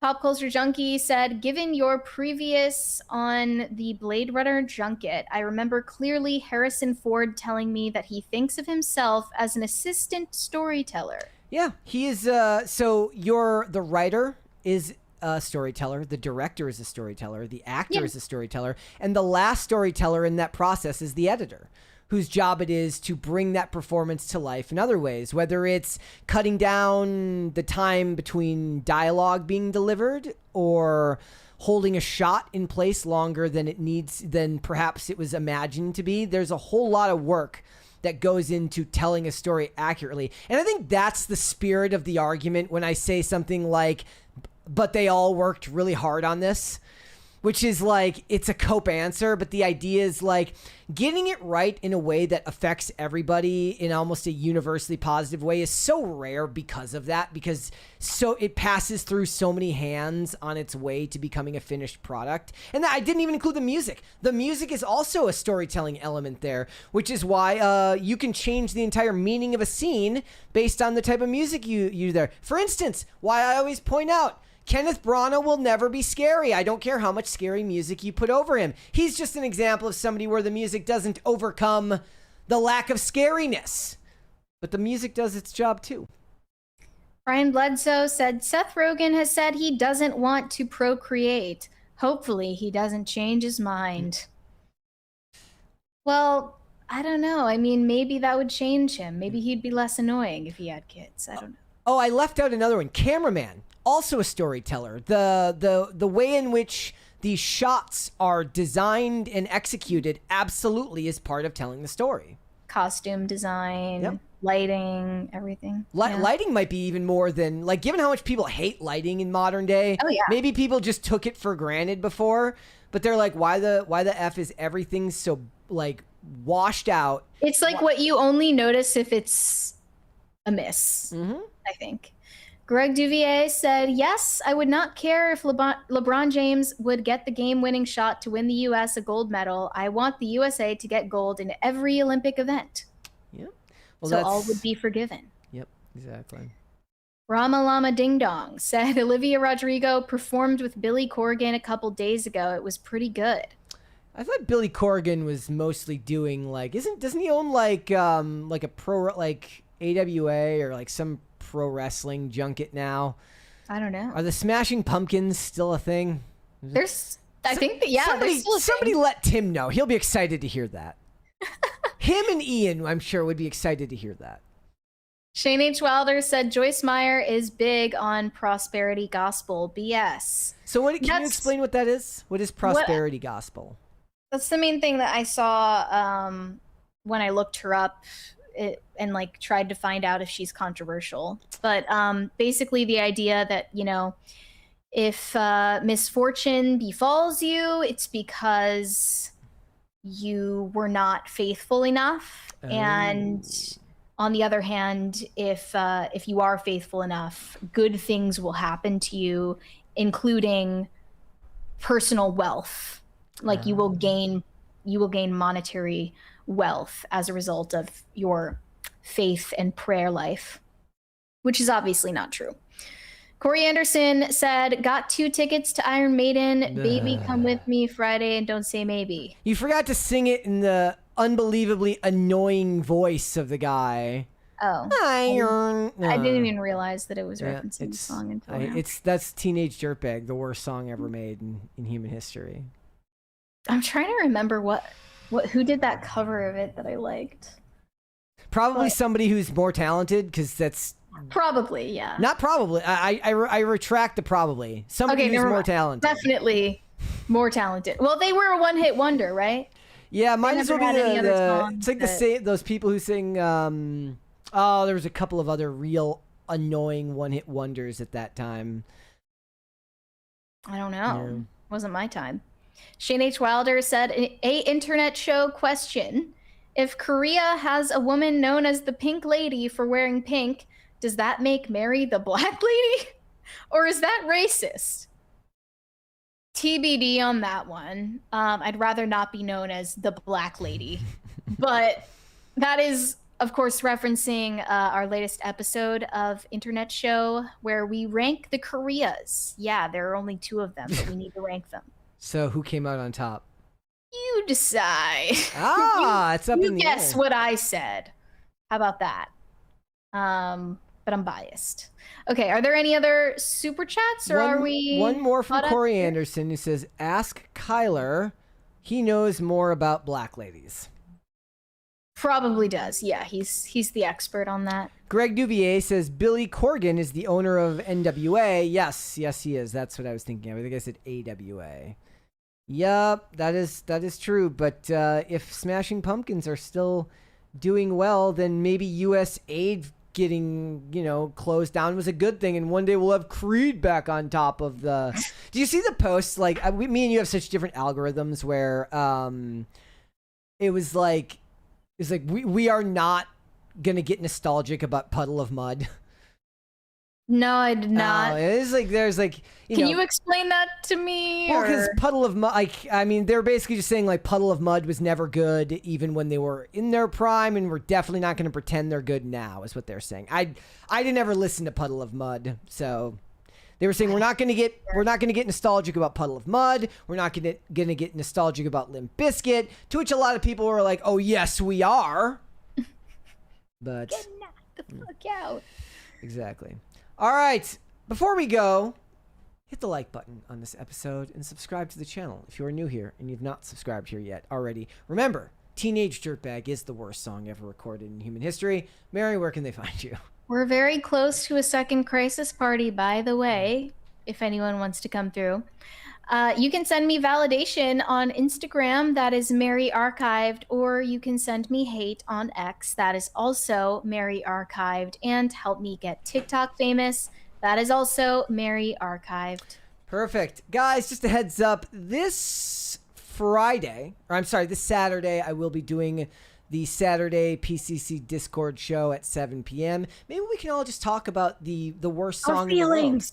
We can talk about our feelings and about what do you feel is actually the worst song ever recorded. You should come hang out and tell me what you think the worst song ever recorded is, so that I can tell you that whatever it is, it's number 2 next to Teenage Dirtbag. So come show up on the Timcast Discord on Saturday at 7 p.m. Those are always a lot of fun to do. We'll find some stuff to talk about. It's going to be a good time. If you want to follow me, I am on Instagram and on X at Brett Dasovic on both those platforms. PCC is live 5 days a week, Monday through Friday, 3 p.m. Eastern, which is, of course, noon Pacific.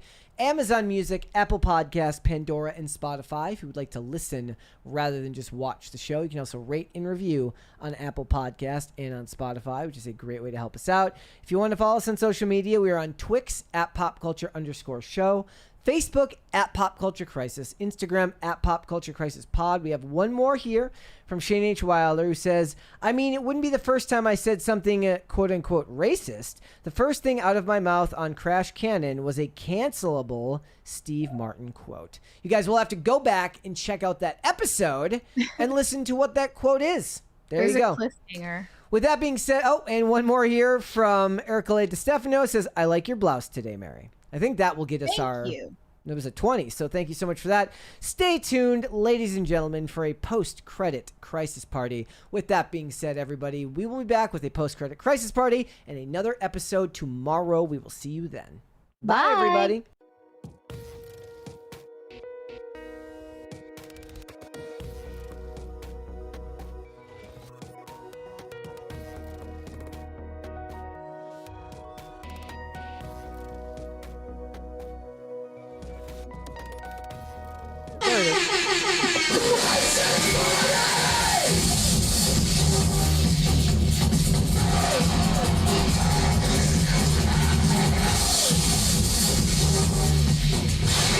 Thank you. See you tomorrow, guys. Later.